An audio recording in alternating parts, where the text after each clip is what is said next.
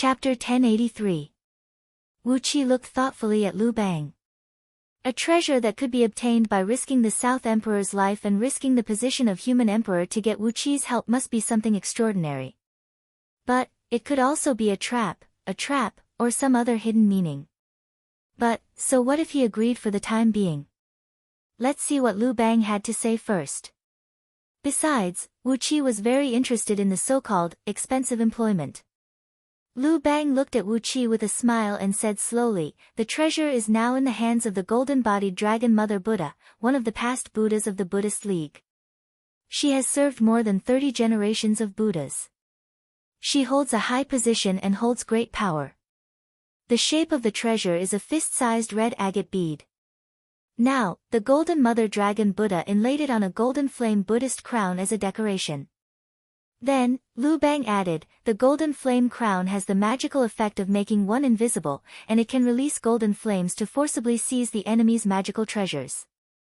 It is the favorite item of the golden-bodied Dragon Mother Buddha, and she wears it on her head all year round." Wu Qi snorted coldly and said, "You want me to go to the head of the past Buddhas of the Buddhist League and remove that thing for you?" Nodding slowly, Lu Bang's smile was filled with a cheap air that made Wu Qi want to stomp him to the ground. Lu Bang squinted at Wu Qi and said with a smile, "Although she is one of the so-called Buddhas of the past, there are countless Buddhas of the past, present, and future in the Buddhist League. It is nothing more than a title. The cultivation base of the golden-bodied Dragon Mother Buddha is only at the middle level of the Tao-breaking realm. I think it will not be difficult for the King of East Sea to obtain it." Staring coldly at Lu Bang, Wu Qi looked down at the South Emperor, who was lying on the ground and unable to move. The South Emperor, who was tightly wrapped by the sky-veiling flag of chaos, tried his best to prove his existence. He tried his best to twist his body, but he couldn't move at all.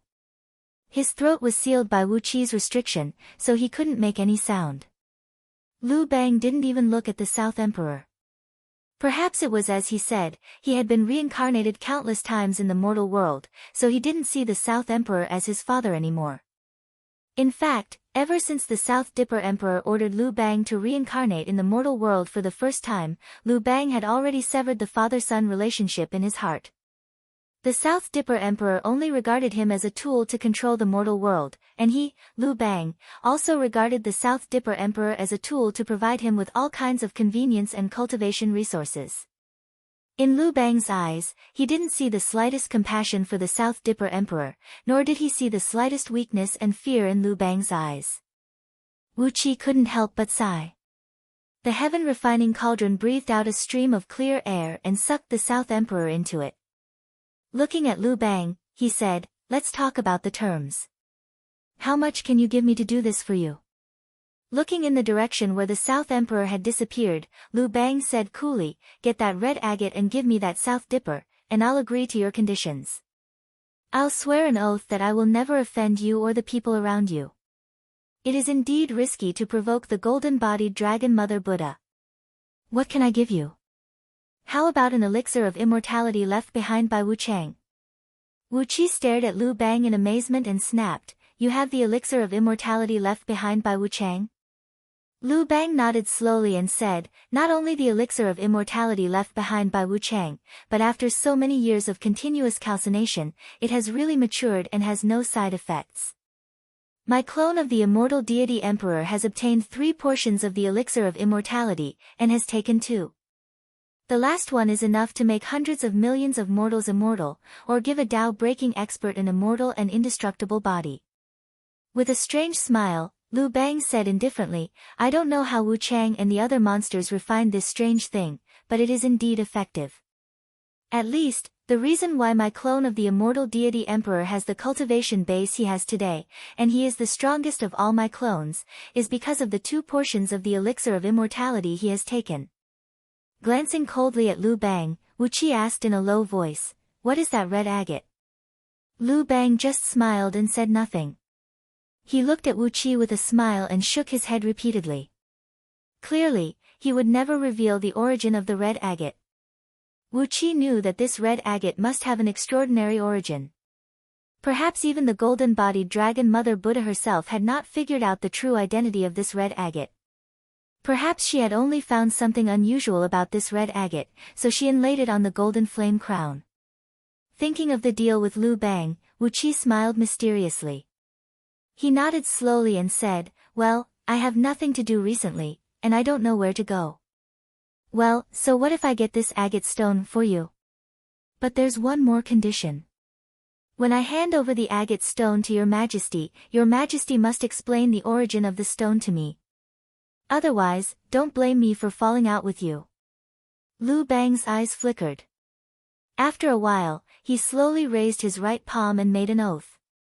He swore that as long as Wuqi could hand over the red agate to him, he would explain the origin of this red agate to Wuqi. With a long laugh, Wuqi turned into a stream of flame and soared into the sky, disappearing without a trace along with the 9 tails. The 8,000 soldiers of the undead army disappeared with him as well. Like ghosts, no one knew where they came from and where they went. Lu Bang's face suddenly changed. He looked back in horror and said, just as the immortal deity emperor said, his escape technique is simply appalling. What kind of escape technique is that? Why can't I see his figure clearly even with the universe mystic mirror? A figure wearing a dark purple dragon robe and a sky-reaching crown slowly emerged from behind Lu Bang. It was obvious that he was also an emperor. This person looked exactly like Lu Bang, and was another one of Lu Bang's doppelgangers. A fist-sized grayish shin pearl floated above this man's head.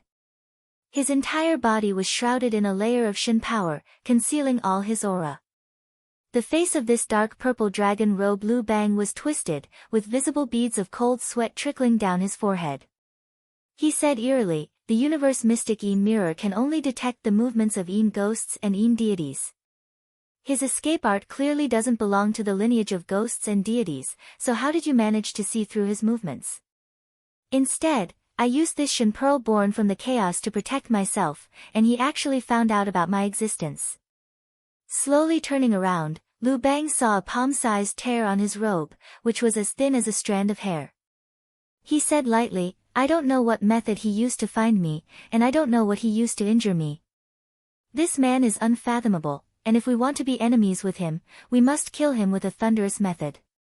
If we can't be enemies with him, we can only befriend him with money and beauties. Our great plan is progressing smoothly, so we can't let him disturb us at this critical juncture." Lu Bang's face turned green.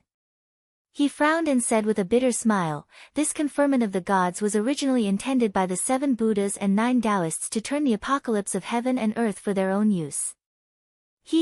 Who knows how many almighty experts of the Buddhist League and Taoist League who have been cultivating in seclusion for countless years have shown up. But who exactly is this Wuqi? He doesn't look like a spy of the Buddhist League, nor is he a hermit cultivator of the Taoist League. He seems to have popped out of a rock. Who is he?" The two Lu Bangs looked at each other speechlessly. After a long while, the purple-robed Lu Bang sighed. The shin pearl on top of his head sprinkled a vast expanse of gray gas that filled an area of 100 miles, and his figure gradually melted in the gray gas, disappearing without a trace. Lu Bang frowned and looked at the sky for a while. After a long time, he shook his head and flew toward Chang and on a cloud. Wuqi had just used the escape method to soar into the sky and bring 9 tails and the 8,000 undead army away. But when he was less than 100 miles away, he immediately put everyone, including 9 tails, into the heaven-refining cauldron and stealthily returned to where he was. Just now, he sensed that a man with a very strong cultivation base was secretly following behind Lu Bang. Without batting an eyelid, he concealed the light and aura of the heaven-pacifying sword and gave the man a silent slash. He did not hurt the man's flesh, but only cut a small hole in his dragon robe, causing it to lose 70% of its defensive power. When he returned to where he was, Lu Bang happened to appear, clad in a purple dragon robe. The two of them chatted for a while, and then Lu Bang slipped away with the help of the shin pearl, and Wuqi immediately chased after him. Riding on a clump of gray gas, Lu Bang traveled at high speed through the void. In the blink of an eye, he had left the thick atmosphere of Pangu continent and arrived in the outer heavenly realm. He took a deep breath and suddenly sighed with emotion. "It's going to be difficult. If the soul fixation pearl really falls into our hands, are the 9 of us really going to be separated into 9 strangers? TSK, with our temperament, if we are divided into 9 people, I'm afraid our plan will fail if we plot and kill each other. Shaking his head, he murmured in a low voice, alas, alas, I can't believe that Wuxian's mystic art has such a side effect. Who would have thought that the mystic art of Wuxian could really turn us into 9 almost independent souls that are largely unrelated to each other? If we have the soul fixation pearl, we can really cut off the connection in our souls, and from then on, we will be truly independent. Wuqi raised his brows and narrowed his eyes into a very strange smile. So that red agate is called the soul fixation pearl. As the name suggested, it was a treasure that could stabilize souls and divine souls. Wu Xian had divided Lu Bang's soul into 9 parts. TSK, what an amazing divine ability. But, the side effect was indeed damned. Even though the Great Yi Supremacy and Shoujuo Lord had stepped into the Dao fusing realm, they still had to obediently serve Wu Qi as their master, and they would never stir up trouble. But, the 9 clones of Lu Bang seemed to have their own ideas, which was really interesting. Could it be that the soul fixation pearl had other functions? For example, letting the person who got it suppress the other 8 and devour all their souls and cultivation bases? If that was the case, it would explain why Lu Bang would rather expose his secret and ask Wu Qi to help him get the soul fixation pearl. Interesting, it was really interesting. That should be it. Otherwise, with the strength of the immortal deity emperor and the others, why would Lu Bang ask me to help him get the soul fixation pearl? After narrowing his eyes and pondering for a while, Wu Qi looked at the purple-robed Lu Bang again. He already knew the plan of Great Wu's emperor, Lu Bang. Did he not have any countermeasures? Just as Wu Qi was thinking about this problem, the purple-robed Lu Bang whistled, and several dark clouds rolled over from the distant sky. Chapter 1084. Dark clouds rolled, and one could only vaguely see green eyes and golden claws looming in the purple-black clouds. The ghostly cries were bone-chilling, making Wu Qi shiver involuntarily. Purple-robed Lu Bang clasped his hands behind his back, looking at the 7 dark clouds in front of him, and said indifferently, "Heaven disorienting 7 owls, listen up. These days, just guard outside the Great Vulture Mountain. If that Wu Qi goes into the Great Vulture Mountain, you don't have to worry about him, but if he comes out of the Great Vulture Mountain," palms forming into blades, purple-robed Lu Bang gently swung down, and said coldly and ruthlessly, "If he comes out of the Great Vulture Mountain, kill him and seize his treasures. Not only the soul fixation pearl, but also the hundreds of primordial supreme treasures on him."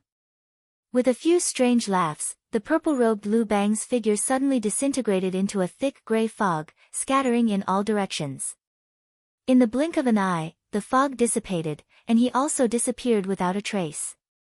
Only a faint, erratic voice lingered in the void, "Soul fixation pearl, is it really as he said, only able to stabilize the mind, condense the soul, and cut off the connection between the various incarnations?"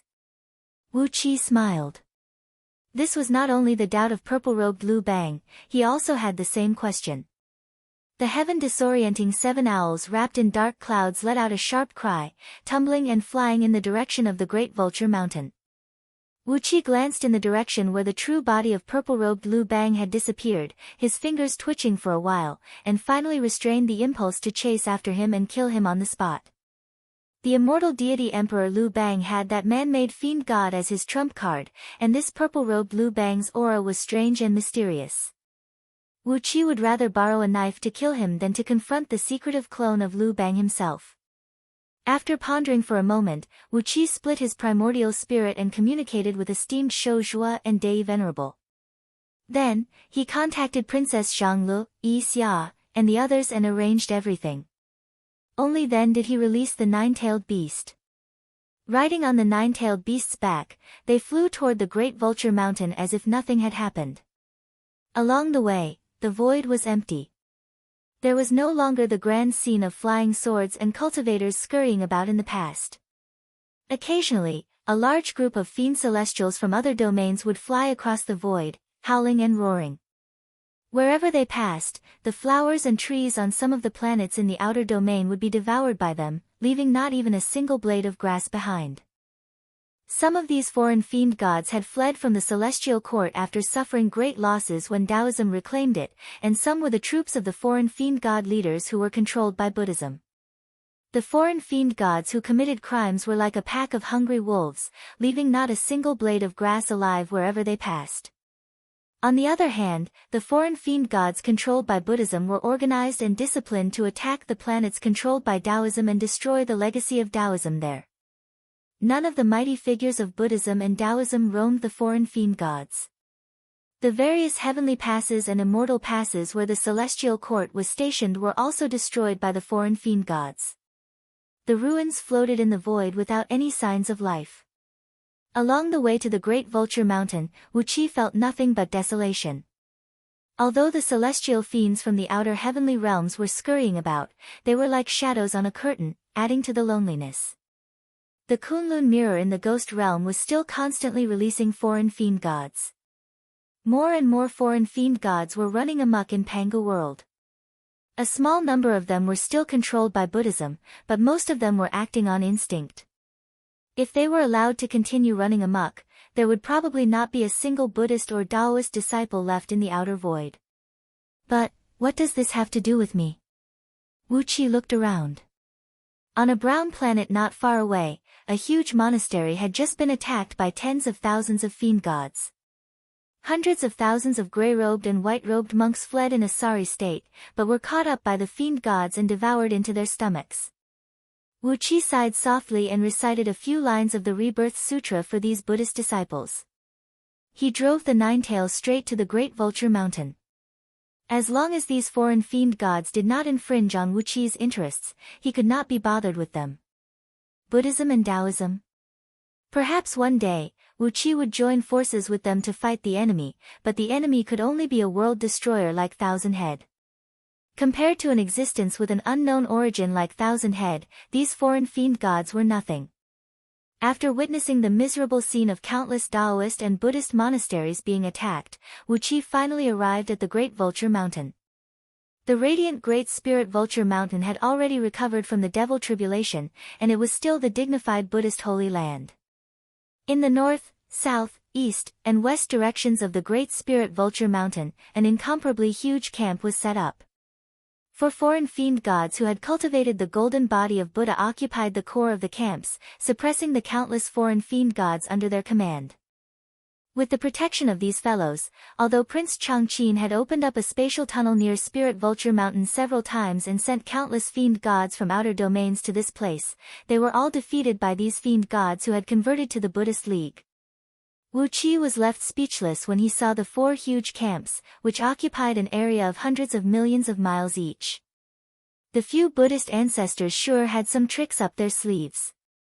When did they subdue the leaders of the other realm fiend celestials and convert them to Buddhism? Even the celestial court was nearly wiped out by the foreign fiend gods this time, but the loss to the Great Vulture Mountain was negligible. It seemed that the 7 Buddhist patriarchs had the upper hand. After sighing with emotion for a while, Wuqi carefully hid himself in a meteor belt closest to the Great Vulture Mountain. The meteor belt was so wide that it almost covered the entire Great Vulture Mountain. If the Buddhist cultivators in the mountain were to look up at the sky, they would see that the meteor belt looked like the Milky Way seen on Earth in the mortal world.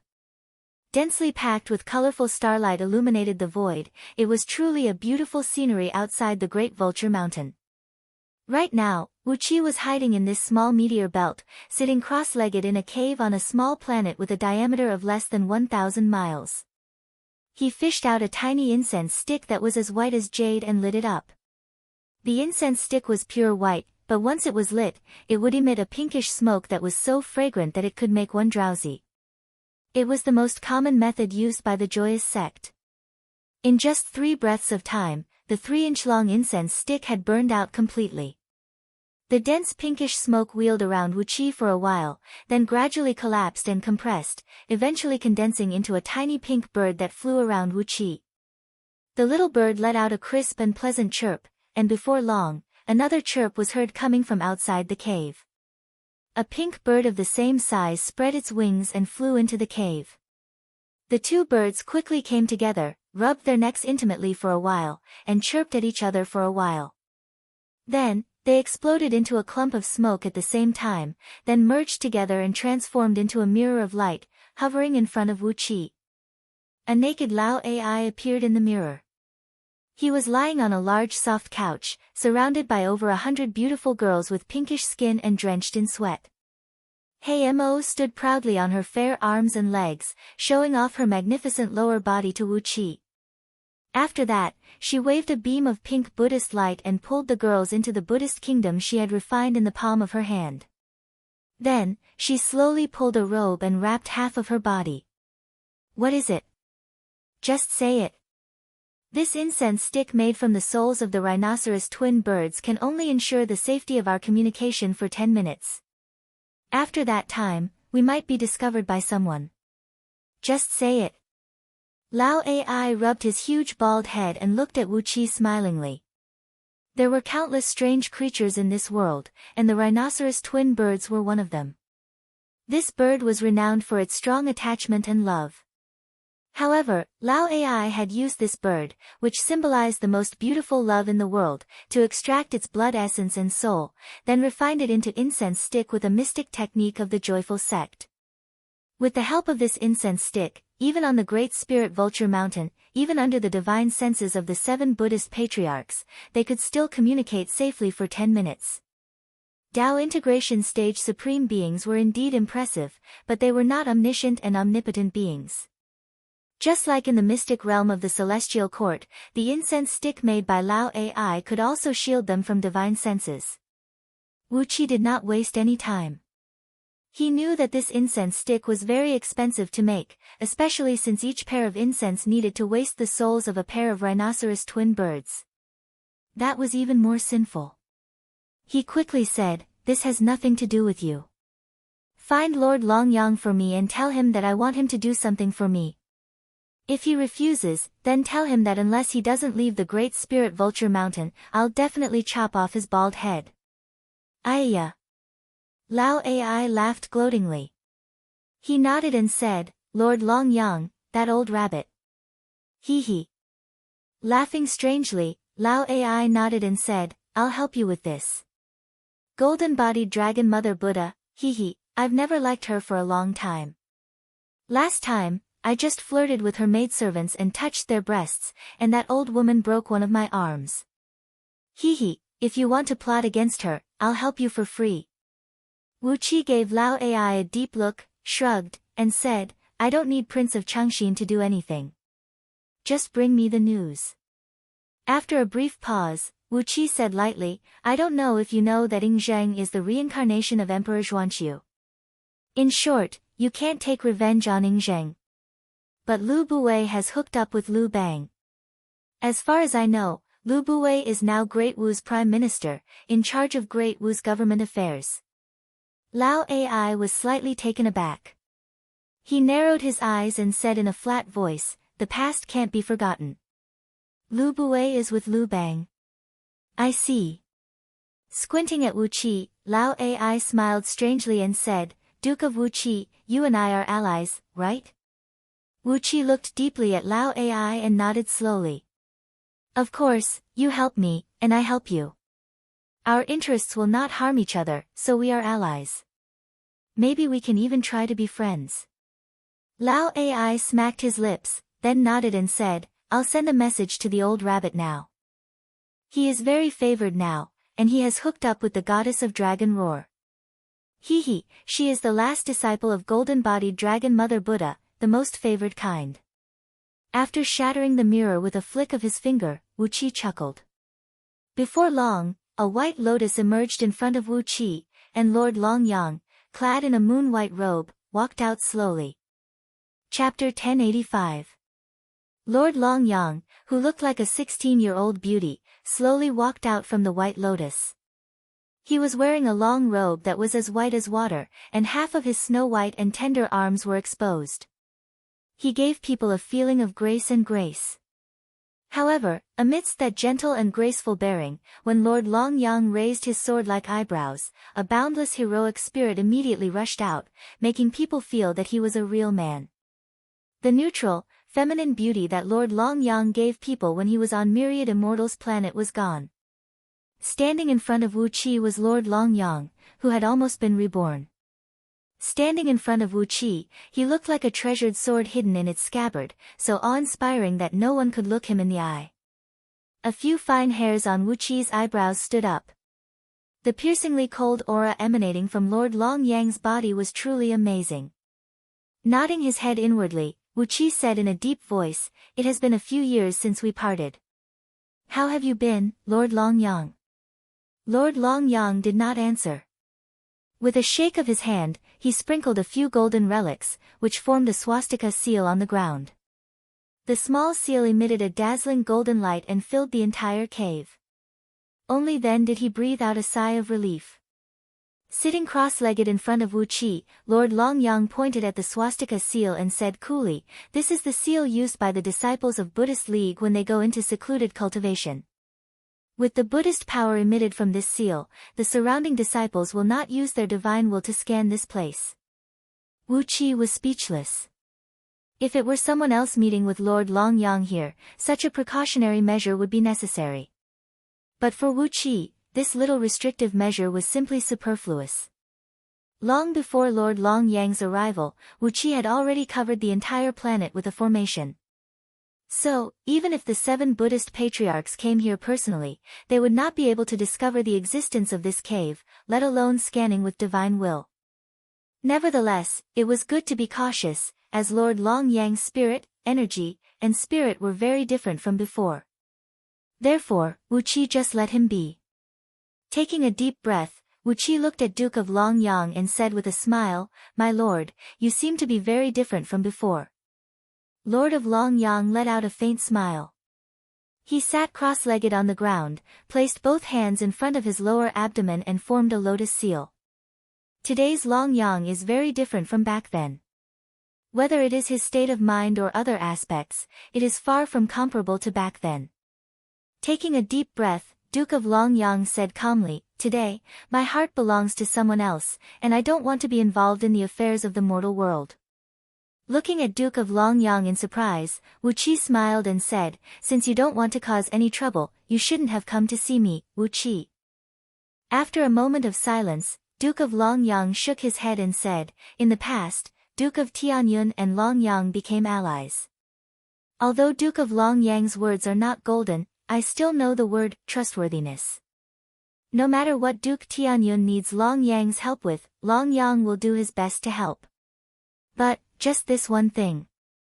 Staring quietly at Wu Qi with his eyes as clear as water, Duke of Long Yang said slowly, "When this matter is over, Long Yang will find a quiet and secluded place to live in seclusion. From now on, I will be free and unfettered from the world, no longer caring about all the troubles in the world."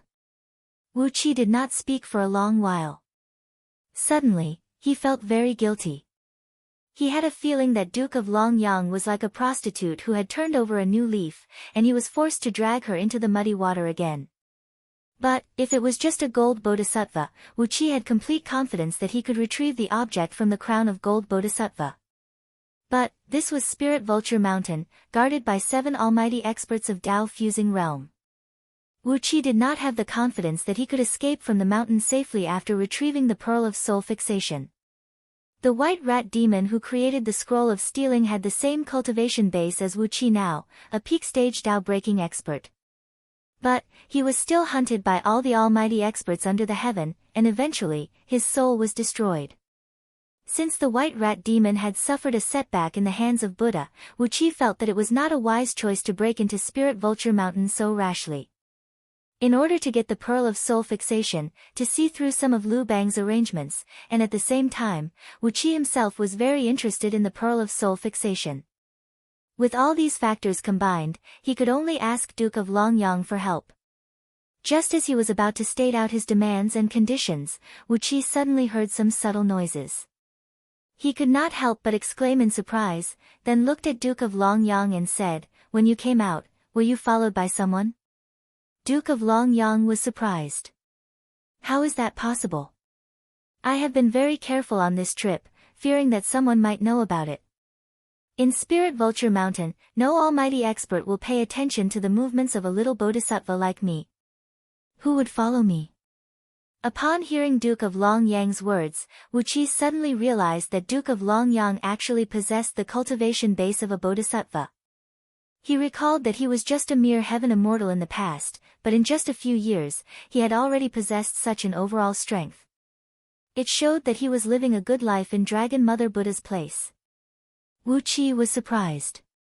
Since he was so favored and trusted by Dragon Mother Buddha, and could attain such a strong cultivation base in such a short time, why would someone follow him every time he went out? Shaking his head, Wuqi waved his hand casually in the air. A stream of watery light shot out from it, revealing 4 itinerant monks clad in red kasayas. Duke of Longyang's face fell when he saw the 4 itinerant monks. His aura froze, and the rock he was sitting on suddenly turned into fine powder.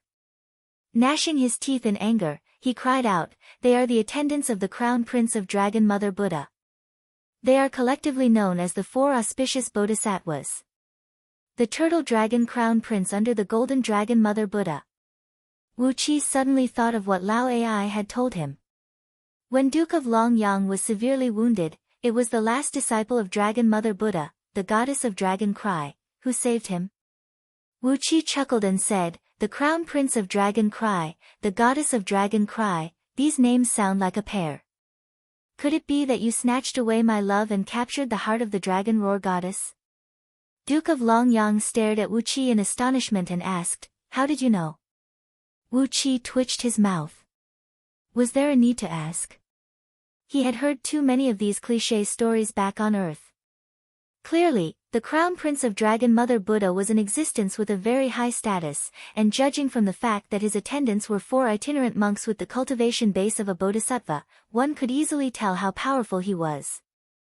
Who knows, maybe Gui Dragon Crown Prince and Dragon Cry Goddess were childhood sweethearts or even had an engagement.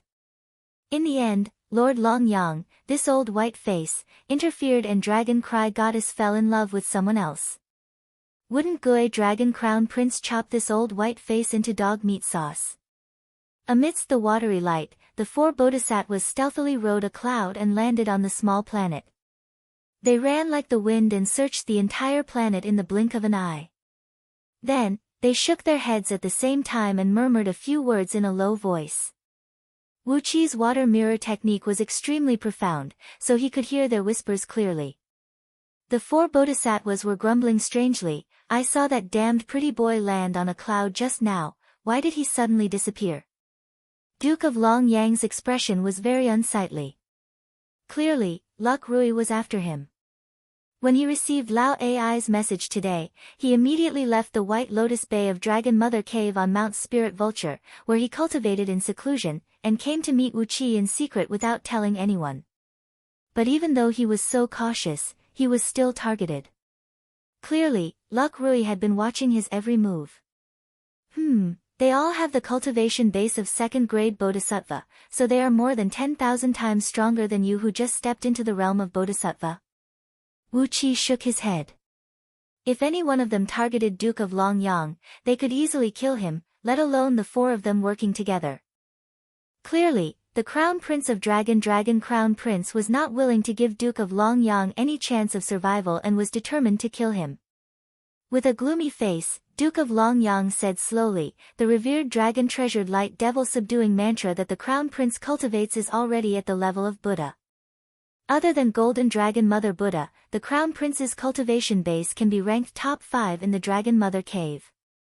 I'm afraid that not only will I not be able to help you today, I will even implicate you and put you in danger of losing your life." Wuqi did not care about the 4 itinerant monks outside at all. Duke of Longyang thought that Wuqi's cultivation base was the same as it was in the past. Even if Wuqi was strong, he would not be stronger than him, let alone Luck Rui sent by the Crown Prince of Dragon. He really did not know about Wuqi's illustrious reputation over the years, nor did he know that Wuqi had 1 foot in the realm of Tao integration. Looking at Duke of Longyang's slightly conflicted face, Wuqi laughed strangely and teased, "Lord, are you really in love with that Dragon Roar goddess?" Duke of Longyang gave Wuqi a glare grumpily. Judging from the look on his face, he almost wanted to give Wuqi a kick. After a long time, he smiled bitterly and said, "Yes." Golden Dragon Mother had the intention of letting her dual cultivate with the Crown Prince of Dragon Dragons, but the Crown Prince of Dragon Dragons was domineering and fierce, and she had never liked him. It was also an ill-fated relationship. When Long Yang was seriously injured, she saved him. Since then, they fell in love, and as time passed, they formed a lifelong alliance. As Duke of Long Yang narrated, the melodramatic plot that Wuqi was very familiar with unfolded one after another. Amidst the watery light, the 4 itinerant monks rushed here and there, but they could not find Duke of Long Yang. No matter what they did, with Wuqi's restriction on the outside, how could they sense Duke of Long Yang's aura through Wuqi's restriction? Having no other choice, the 4 itinerant monks gathered together and discussed for a while. Then, they took out a shiny golden Vajra ring at the same time. They rose into the air and threw out the Vajra rings. The 4 Vajra rings, each about a foot in diameter, expanded to over 1,000 miles in diameter in the wind, firmly trapping the small planet where Wuqi was at the center of the rings. Then, the 4 itinerant monks began to recite a mantra, and the 4 golden Vajra rings gradually compressed inwards. The small planet, which measured over 1,000 miles in diameter, was crushed by the tremendous force and turned into green smoke that drifted away in the air. Duke of Long Yang did not look at what was happening in the watery light. He sighed faintly and said, "Long Yang only wishes to find a quiet and secluded place where I can cultivate with her hand in hand. That will be enough for my life." He gave Wuqi an embarrassed look, then sighed and said, "Long Yang, I'm tired." Wuqi did not say a word. Duke of Long Yang was tired. But Wuqi himself did not have the qualification to be involved. Taking a deep breath, Wuqi suddenly burst out laughing and said, "Why do you say that, my lord? He is just a mere dragon prince. Help me steal the red agate from the head of that golden-bodied dragon mother Buddha. As for the turtle dragon prince, even if he is a revered Buddhist monk, I'll chop off his bald head and let my lord kick it like a ball. What do you say?" Duke of Long Yang was taken aback. He stared at Wuqi and cried out in shock, "What?" Wuqi just smiled. He clasped his palms together and gave them a light slap. Immediately, the heads of the 4 bodhisattvas in the watery light exploded like 4 blooming flowers. Chapter 1086. The 4 bodhisattvas were killed so casually that Lord Long Yang did not even see clearly how Wuqi did it. Duke of Long Yang was taken aback by the scene in the water mirror. His face turned pale as he stared at Wuqi, sizing him up from head to toe, as if this was the first time he met him. Clapping his hands, Wuqi scratched his head and said with a smile, "I've made a big commotion. If you want to help me, go back to the Dragon Mother Cave and find a way to place this drunken dragon incense in an incense burner near the Golden Dragon Mother Buddha. As long as you don't expose yourself, I'll have a way to retrieve that red agate." Handing a specially fortified drunken dragon incense to Lord Long Yang, Wuqi lightly patted his shoulder and sent him straight to the entrance of Gridrakota Mountain, just missing a handsome young man who flew out angrily on an auspicious cloud. The young man was clad in a water cloud dragon robe. Judging from the way he dressed, he did not look like a cultivator of the Buddhist League. Instead, he looked like a prince of the mortal world. Apart from the white robe, the gloomy-faced young man, who had a pair of golden gleams in his eyes, was also clad in a thin silver flood dragon armor, and carried a fire-tipped spear on his back. Judging from his appearance, he did look like a talented man. Wuqi knew that the Buddhist League had a vast hidden power.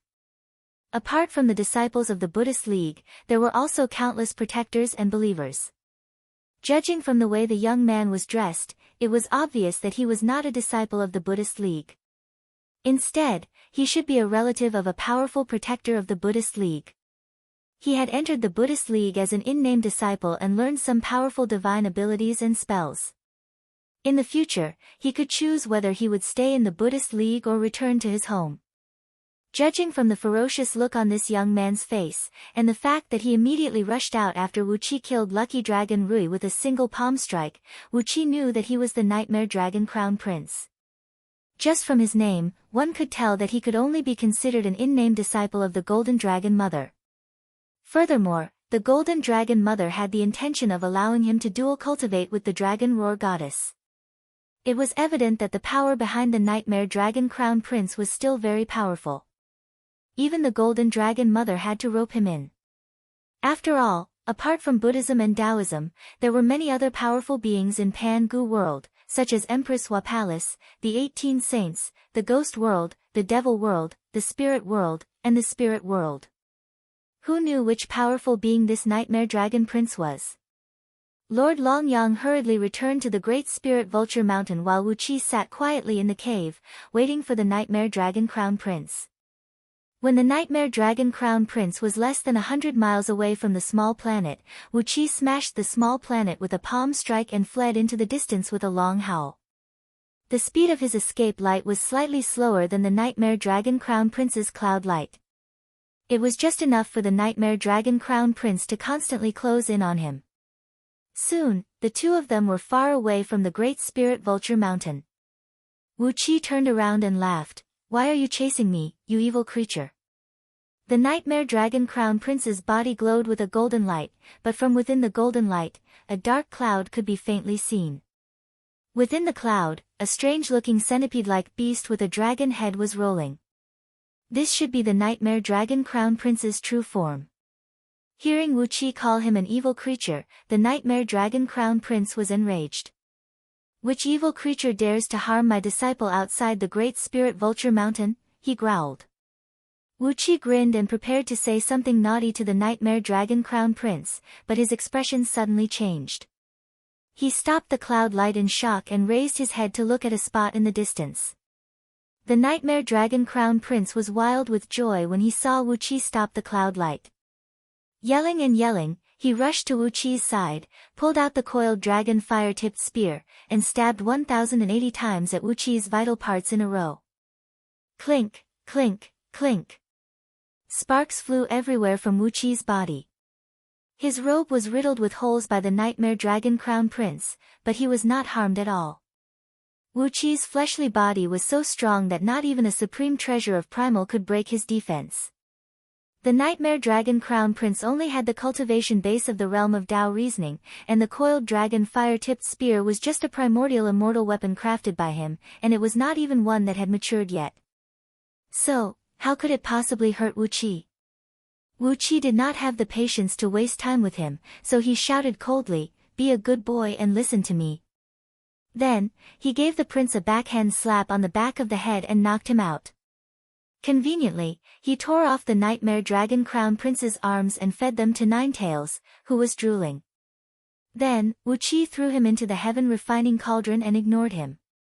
In the direction where he stared at just now, a strange sense of power had been gradually spreading, like a drop of ink in a glass of clear water, or like a virus spreading in a crowd. This sense of power had been gradually eroding the foundation of Pan-Gu world.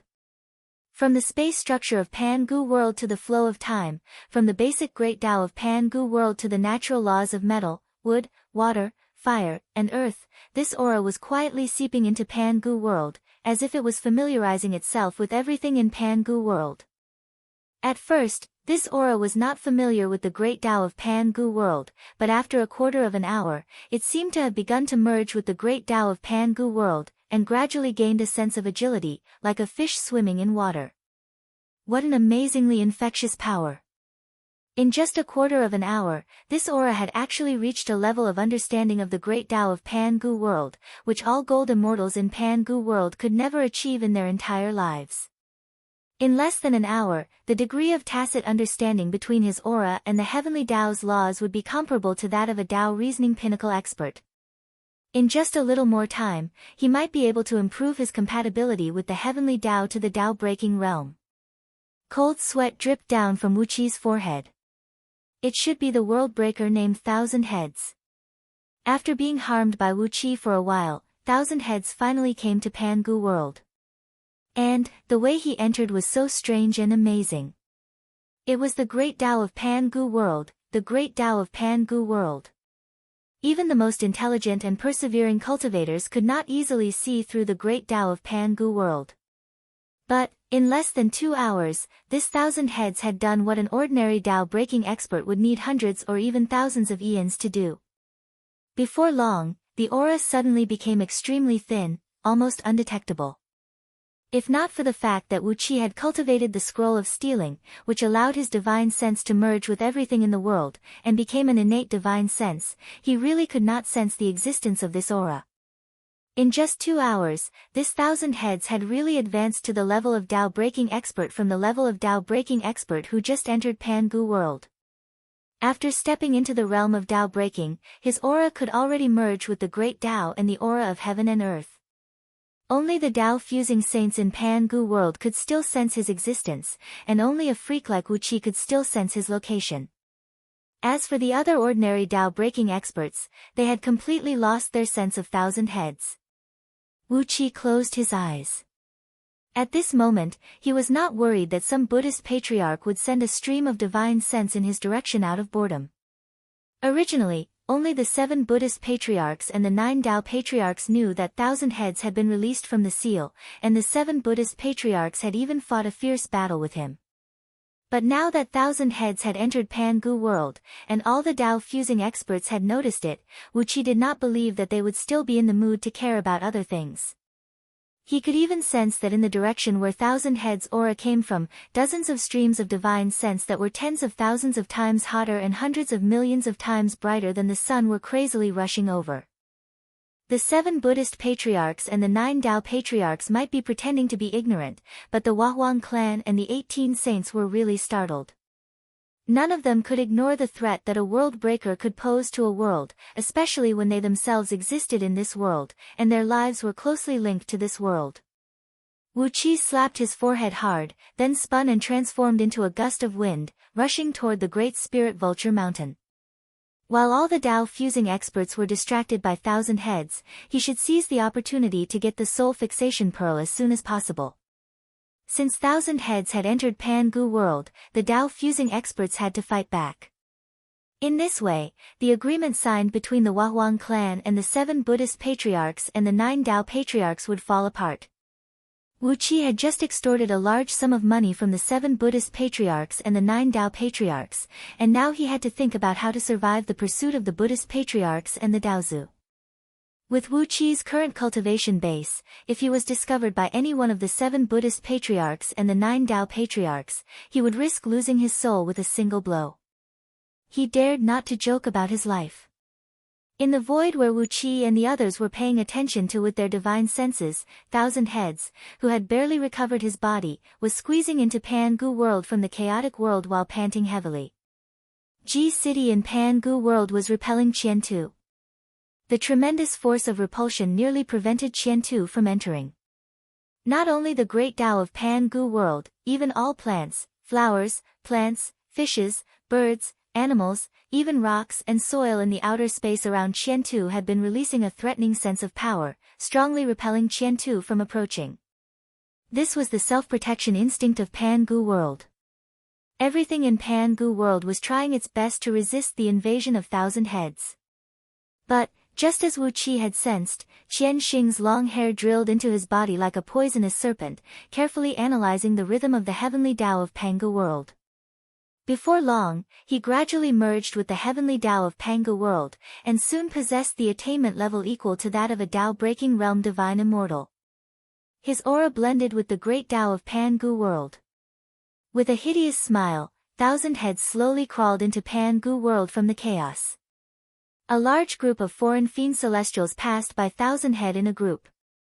When these ferocious foreign fiend celestials saw 1,000 head, they whistled and launched an attack on him. However, the attack of the tens of thousands of fiend celestials came to an abrupt halt the moment it was launched. Each of them had a thin black hair that constantly squirmed in between their eyebrows. Their blood essence was rapidly extracted by the hair, and in just a snap of a finger, the tens of thousands of fiend celestials were sucked dry, leaving behind empty shells. Qian Shou's pale face glowed with a bright light. He let out a long breath, then laughed with a creepy voice. He glanced at the void with his dark, weird eyes, then flashed across the void. Within a twinkling of an eye, he flashed across hundreds of star areas, heading straight to Empress Hua Palace. The control core of this world is in that place, he murmured to himself as he rushed toward Empress Wa Palace with a crazy killing intent. In front of the gate of Empress Wa Palace, Wa Huang clan stood with the myriad spirit cauldron hovering over her head. She was clad in a purple cape, holding a white spirit pearl in her left hand and a 5-feet-long green sword in her right. She was staring solemnly in Thousand Heads' direction. A few fiery lights flashed around Wa Huang clan. Great horns and a few other almighty experts of the Holy Alliance had arrived with their disciples as reinforcements. Chapter 1087. The Thousand Heads rushed straight to Emperor Wa's palace without any hesitation. The wind and clouds in Pangu world stirred. All Dao fusing experts rushed out from their dojos and mountain gates, rushing to Emperor Wa's palace with all their might. They all knew the habits of the realm breakers. When they entered a world, they could instinctively find the existence of the most important spirit treasure in that world. They would devour or destroy this spirit treasure to destroy the operation of the great Tao of that world. Once the great Tao was in chaos, they would have the opportunity to kill all the Tao fusing cultivators one by one and absorb their power to destroy the entire world. They had always done this. The sacred world was destroyed by them in this way. Even the Daozu who released the Thousand Heads didn't dare to be careless.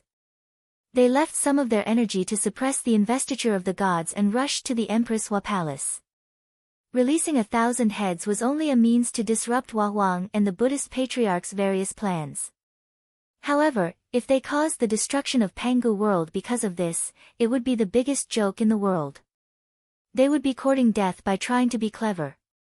The 7 Buddhas, the 9 Taoists, the 18 saints, and the 34 Tao fusing cultivators quickly gathered in the Empress Wa Palace. Beside the Wa Huang clan, the Yellow Emperor Xianyuan and the Flame Emperor Shenong, 2 new Tao fusing cultivators, stood on the left and right. They were dressed in yellow and red imperial robes. The Yellow Emperor, Xianyuan, was holding a long sword overflowing with purple qi, while the Yen Emperor, Shenong, was holding a dagger surrounded by red light. Looking solemnly at the void, the Dharma power and the aura of the human sovereign in their bodies merged into one, turning into a vast expanse of black and yellow qi that enveloped the entire palace of Emperor Enviwa. The maids of the Empress Wa Palace, who were usually the most noisy, squatted in their pavilions obediently and didn't dare to walk around. They had just received a warning from the Wa Huang clan that the incoming enemy was an unpredictable and strange existence that they couldn't deal with. They could only stay in their residences and set up a formation to protect themselves with the other sisters so that they wouldn't be hurt by the aftermath of the battle. The atmosphere in Pangu world suddenly became tense, but apart from these Tao fusing experts, the other living beings were still ignorant of the arrival of Thousand Heads. Only Wu Qi used his divine sense to quickly spread the news, for fear that his family and acquaintances would suffer a great calamity. As Wu Qi hurriedly sent messages in all directions, he ran as fast as he could towards the Great Spirit Vulture Mountain. The arrival of Qian Shou had disrupted Wu Qi's plan. At this critical juncture, he did not need Lord Longyang to do anything anymore. He directly flew towards the Great Vulture Mountain as fast as he could. Arriving at the entrance of the Great Spirit Vulture Mountain, dozens of ancient Buddhas and Buddhas were hurriedly walking out from the few monasteries behind, leading a large group of disciples to set up a formation at the entrance. Apparently, they had already received the order from the Buddha, and knew that a terrifying being had invaded Pangu world.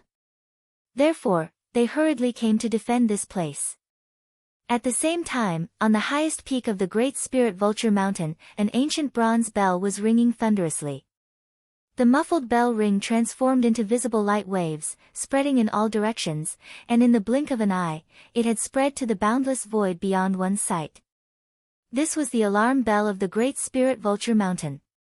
The bell ring was a warning to all Buddhist disciples in Pangu world. The great calamity was coming, and if they could return to the Great Spirit Vulture Mountain, they should do so at the highest speed. If they couldn't, they should find a place to protect themselves. Corresponding to this ancient bell ring was an ear-piercing sound from the sky. At the same time, the rapid and sharp cries turned into waves of light that swept in all directions. It was a warning from the Palace of Tao Origin above the 33 heavens to all the disciples of the Tao League. Wu Qi could even see many immortals of the Tao League, who were hunting down fiend gods from outer domains, turning into streams of light and flying up into the sky. The Buddhist League and Tao League had issued a warning at the same time. This was the highest warning that was rarely used during the apocalypse. Countless Buddhist and Tao League disciples in Pangu world didn't even know what they were going to do.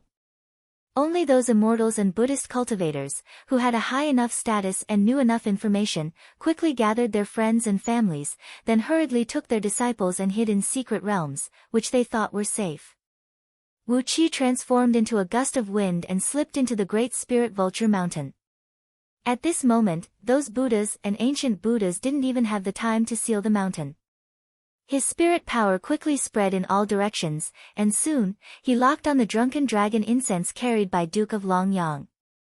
Without hesitation, Wu Qi transformed into a beam of light and sped towards the direction where the drunken dragon incense was located. After passing countless ancient temples and monasteries, as well as numerous Zen forests and monasteries, Wu Qi finally came before a lofty mountain surrounded by green waters. It was as if a large number of green pearls had been casually sprinkled into the green water. Numerous mountain peaks protruded out of the water, and plentiful auras were swirling back and forth between the mountain peaks. Some strange aquatic creatures were crawling in the clear green water, devoutly chanting the name of Buddha. In the middle of these thousands of towering mountains separated by green water was a small island, which was less than 2 miles in height and nearly 100 miles in circumference. Between a linden tree and a purple bamboo, there was a cave abode. Outside the cave, golden lotuses could be seen everywhere. Inside the cave, a faint aroma of sandalwood could be sensed, and silvery Buddhist chants could be heard without an end. This was indeed an excellent peaceful place for Buddhist League. Duke of Longyang was frowning, standing on a bluestone path a few miles away from the cave abode, raising his head and looking at the sky. The light waves transformed from the ancient bronze bell were surging rapidly in all directions. Lord Longyang had just joined the Buddhist League not long ago, so he had no idea what this represented. Instinctively, he sensed a trace of nervousness and danger from the bell, which made him uneasy. What could make the foundation of the Buddhist League ring the bell so solemnly? Even when the fiend gods from outer domains broke through the Great Vulture Mountain, they were not as nervous as this. Duke of Longyang was taken aback for a moment, then hurriedly lifted the front hem of his robe and rushed toward the Dragon Mother Cave. The island was covered with restrictive spells personally deployed by the Mother Dragon Buddha. With his cultivation base, Duke of Longyang could not fly on the island. While Duke of Longyang was running madly, dozens of men and women walked out of the Dragon Mother Cave. The leader was a beautiful woman with white hair, clad in a brocade kasaya and a golden crown. Holding a monk's staff in her left hand and a string of prayer beads in her right, the woman was staring worriedly at the light waves spreading in all directions in the sky, murmuring something under her breath. Behind the woman, dozens of young men and women, dressed in different outfits, stood there with a surprised look on their faces. Only a small half of them were clad in pure monk outfits. They too were looking up at the light waves flying across the sky. "Master, why is there such a warning today?" cried a stunningly beautiful young girl, who was clad in a moon-white robe but had her hair unshaven. The beautiful woman frowned. Suddenly, a moon-white mole between her eyebrows pulsed rapidly, and a strand of white light, as thin as a hair, darted out from the mole. "Which fellow Taoist has invaded my Dragon Mother Cave?" "What do you want?" cried the white-haired beautiful woman with a stern voice. While she was shouting, a large sheet of golden flames suddenly burst out from the top of her head, sweeping across all directions and quickly sealing off the void around the Dragon Mother Cave. Apart from the dozens of young men and women standing behind her, all the other living beings on the island, including Duke of Longyang, who was running madly toward her, crouched down on the ground in fear, fearing that they would be touched by this inconspicuous golden flame. Wu Qi praised. This white-haired beautiful woman, golden-bodied Dragon Mother, had indeed achieved a great achievement in cultivating the divine ability of the Buddhist League. Judging from the white glow emanating from the mole between her eyebrows, it was clear that she had reached the realm of being able to see through all worldly affairs. No wonder Wu Qi had come so quietly, but he still gave her a sense of alarm and made her plan so quickly. "But, since the 7 Buddhist patriarchs had already left the Great Vulture Mountain for the Empress Wa Palace, who was he afraid of? Laughing strangely, Wu Qi fished out an extremely vicious supreme treasure of primal from under his sleeve, the blood sword box. It was one of the ransoms given to Wu Qi by the 9 Daozu in order to redeem the 5 great celestial emperors. The box was only the size of a palm, and it was purplish in color, the color of dried blood.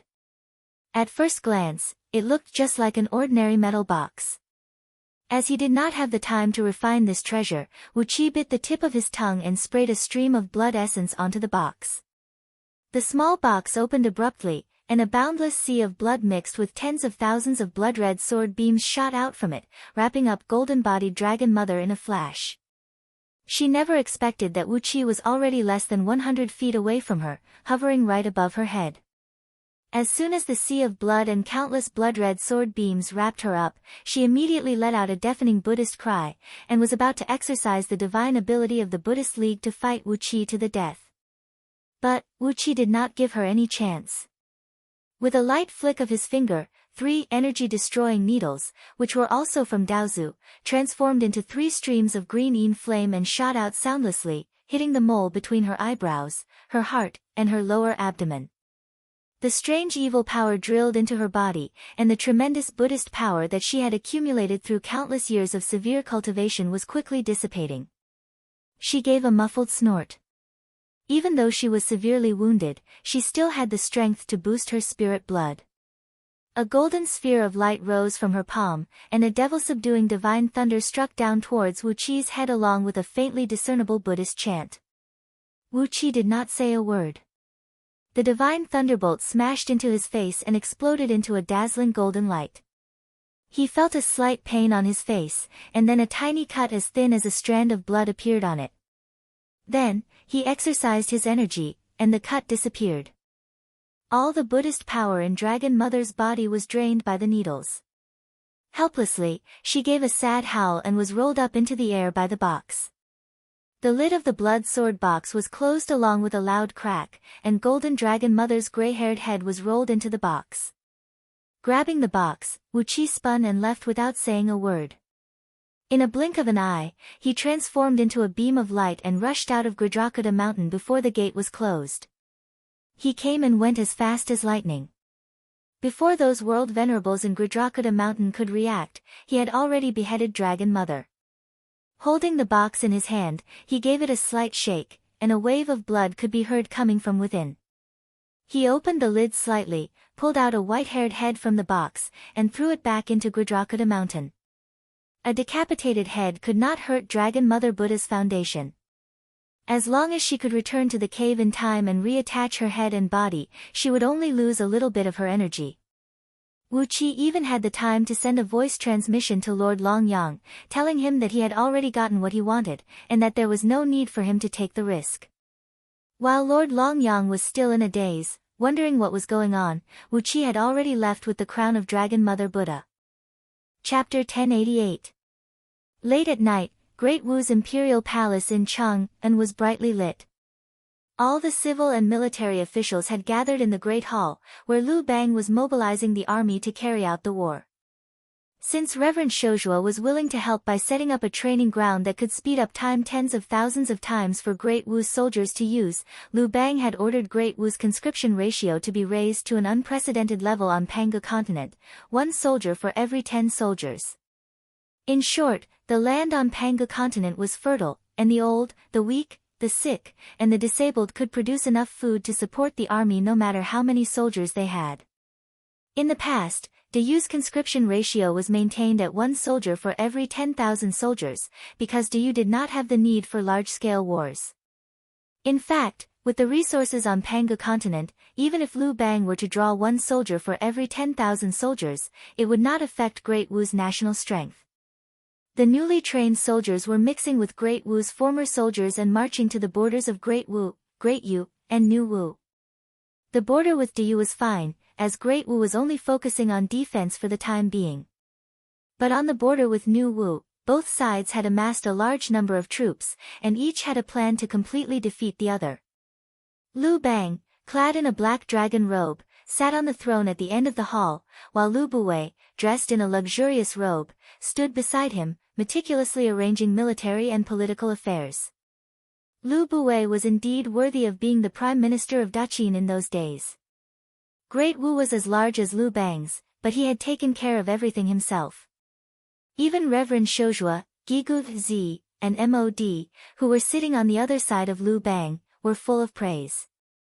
Just outside Chang'an, Wu Qi grabbed the prince out of the heaven-refining cauldron and fed him to Nine-Tailed Fox. No matter what, the Nightmare Dragon Crown Prince was a figure with the cultivation of Buddha. He had an abundance of blood essence. Nine-Tails ate happily and finished the Nightmare Dragon Crown Prince in a few mouthfuls. After devouring the Nightmare Dragon Crown Prince, Nine-Tail's carapace became brighter and brighter. He wagged his tail excitedly and rubbed his 4 huge pincers on Wu Qi's body. He wanted Wu Qi to feed him the South Dipper Great Emperor inside the heaven-refining cauldron. Wu Qi patted Nine-Tails' head and scolded softly. When the nine-tailed scorpion calmed down, Wu Qi sat cross-legged on its back. 1 man and 1 scorpion were hidden in the faint dark clouds, floating all the way to Chang'an City. Without alerting anyone, Wu Qi and Nine-Tailed sneaked into Great Wu's imperial palace and hid quietly in Lu Bang's bedchamber. It was not until midnight that Lu Bang returned to the bedchamber surrounded by a group of palace maids and eunuchs. As soon as he entered the bedchamber, Lu Bang sensed the faint murderous aura emanating from Nine-Tails. After a moment of silence, he clapped his hands gently, drove all the palace maids and eunuchs out, and closed the door with his own hands. Picking up a match, Lu Bang silently lit hundreds of candles made of merman's oil on dozens of huge candlesticks in the bedchamber. Immediately, a faint aroma filled the bedchamber. Wu Qi sat boldly on the throne that originally belonged to Lu Bang in the bedchamber, with Nine-Tails lying beside him. He bared his teeth at Lu Bang and looked ferocious, as if he could not wait to pounce on Lu Bang and eat him. Lu Bang threw down the match and chuckled, "Fellow Taoist, your behavior is almost like that of a despicable person." Crossing his legs, Wu Qi took out the crown of Dragon Mother Buddha and played with it carefully in his hand. He looked at Lu Bang with a smile and said, "Despicable person. How can your majesty use this word to describe me? Who dares to call himself a despicable person in front of your majesty?" They looked at each other and laughed at the same time. But neither Wu Qi nor Lu Bang had a smile in their laughter. It was as dry as sugarcane powder that had been squeezed 100 times by a juicer. They threw their heads back and laughed for a full 10 minutes before Lu Bang suddenly stopped and fixed his feverish eyes on the crown in Wu Qi's hand. Shaking the golden crown, Wu Qi asked lightly, "Do you want it?" Lu Bang swallowed, nodded hard, and said, "Yes." Wu Qi put the Buddha's aura back into his sleeve and said coldly, "I won't give it to you." Lu Bang was so angry that his hair stood on end. He took a step forward, and the 9 purple golden streams of human Emperor Qi turned into the shape of a flood dragon and floated behind him. An enormous pressure came blowing at Wu Qi's face, hovering around him like a hurricane. Dozens of strange black stars were flashing in Lu Bang's eyes. The space about 100 feet around Wu Qi was sealed by a gloomy and deep force. Wu Qi felt his body sink, and his muscles and meridians went numb, as if some kind of poison was invading his body. This kind of poison was very strange. Even with Wu Qi's ability, he could barely control it. If he wanted to devour and absorb it, he would have to wait until Wu Qi had completely dissected it. But, this poison was vicious, cruel, and extremely violent, but it was also gloomy and obscure. It was like a poisonous snake hiding in the grass, giving people a fatal blow without them noticing. It was difficult for Wu Qi to grasp the way the poison spread in his body. Looking at Lu Bang in surprise, Wu Qi shook his head and said, "I didn't expect that Lu Bang, the king of Han, the weakest of the 9 clones, could have such a trick." Lu Bang was stunned. He asked subconsciously, "How do you know that I have 9 clones?" But as soon as he said this, Lu Bang roared angrily, "Cut the crap, Wu Qi, how dare you make fun of me? Could it be that you have forgotten the agreement with this king?" The heavy pressure pressed down on Wu Qi's body. Even with Wu Qi's ability, he felt that his body was heavy and his actions were hindered. Nine-tailed uneasily scratched his claws on the ground. Several parts of his smooth shell had become bumpy. The invisible poison was corroding his carapace. Several parts of his carapace had been corroded and penetrated. The poison was invading his muscles, making him feel an indescribable pain. But Wu Qi did not say anything. Ninetails endured the pain and did not attack Lu Bang. But Ninetail's self-control was rapidly fading. When he could not bear the pain, he would definitely launch a fatal blow to Lu Bang with all his strength. Wu Qi pressed one hand on Ninetail's head, and Hong Meng immortal qi was constantly injected into Ninetail's body, helping him suppress the pain caused by the strange poison. He smiled and shook his head at Lu Bang. "Your Majesty's words are not true. It really makes Wu Qi afraid to make a deal with your Majesty." Lu Bang was taken aback, and the evil force around him relaxed slightly. He shouted coldly, "What did I say that was not true?" Wu Qi said indifferently, "Has your Majesty heard of the heaven-confusing 7 owls?" Lu Bang was taken aback. He gritted his teeth and said angrily, "That bastard Emperor Zi Yun, how dare he do this?" That Lu Bang in the purple dragon robe was called Emperor Zi Yun. Wu Qi smiled. In front of him was the candidate for the human emperor of Dao, there was also the immortal divine emperor of the immortal divine kingdom, and now there was Emperor Zi Yun. It seemed that Lu Bang's 9 avatars were very interested in being the emperor. After a few strange laughs, Wu Qi shook his head and said, "It has nothing to do with Emperor Zi Yun. It was the heaven-confusing 7 owls who were ordered to intercept Wu Qi outside the Great Vulture Mountain, with the intention of seizing this soul fixation pearl." Now, Wu Qi was the classic example of lying through his teeth. He smiled and said to Lu Bang, "Unfortunately, the cultivation of the heaven-confusing 7 owls was a little lacking. The 7 evil creatures were captured alive by me. They could not endure the torture and spat out everything that Emperor Zi Yun told them." With a wave of his hand, a clear light rushed out from the top of his head, and a mass of dark purple clouds loomed in the clear light. One could see the pale green eyes and golden claws looming in the dark clouds. With a wave of his hand, the clear light gushed out and absorbed this mass of purple clouds into his body. He smiled at the gloomy Lu Bang and said, "Now your Majesty believes what Wu Qi said?" Lu Bang's face was gloomy. With a cold snort, he sat on a soft couch at the side. He gritted his teeth and looked at Wu Qi and scolded in a low voice, "What an incompetent scoundrel. Emperor Zi Yun is really despicable, and those demons under him." After venting his anger for a while, the dark evil light in Lu Bang's bloodshot eyes gradually dissipated, and so did the evil force around him. He said lightly, "So," Wu Qi nodded and said, "So, your Majesty, with the soul fixation pearl, you can completely cut off the soul connection between the 9 avatars. At that time, your Majesty and the other 8 avatars will be 9 independent individuals, and your Majesty's oath will no longer be able to bind them. If they have the intention to kill me and the people around me, wouldn't your Majesty's oath be nonsense?"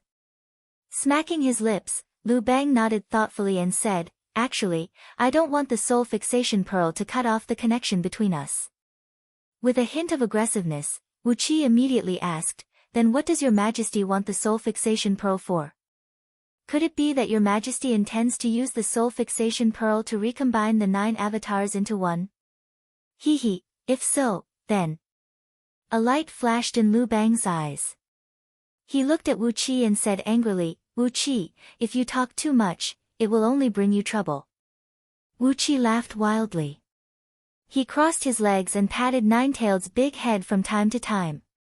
He said with a smile, "Then, what trump card does your Majesty have? You can show it now."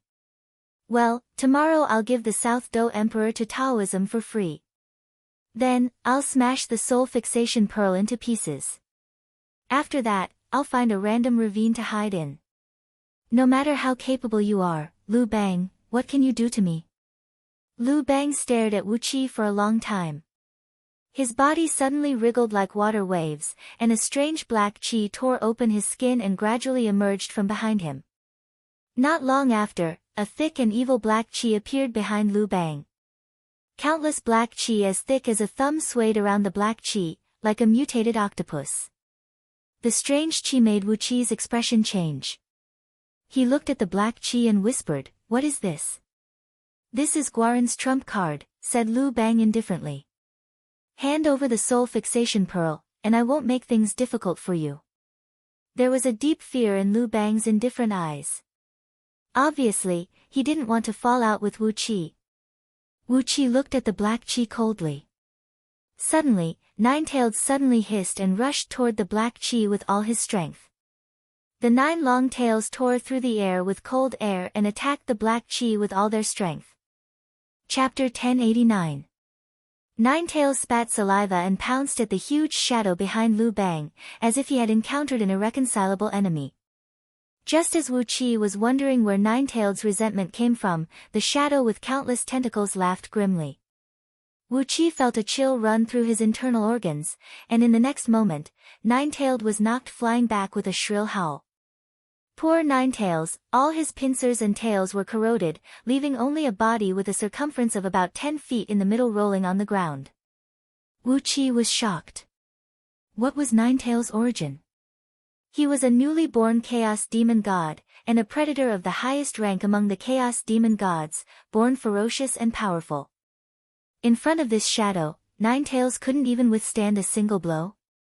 He pressed his palm on Nine-Tails' back armor, and the billowing primordial purple qi frantically poured into Nine-Tails' body.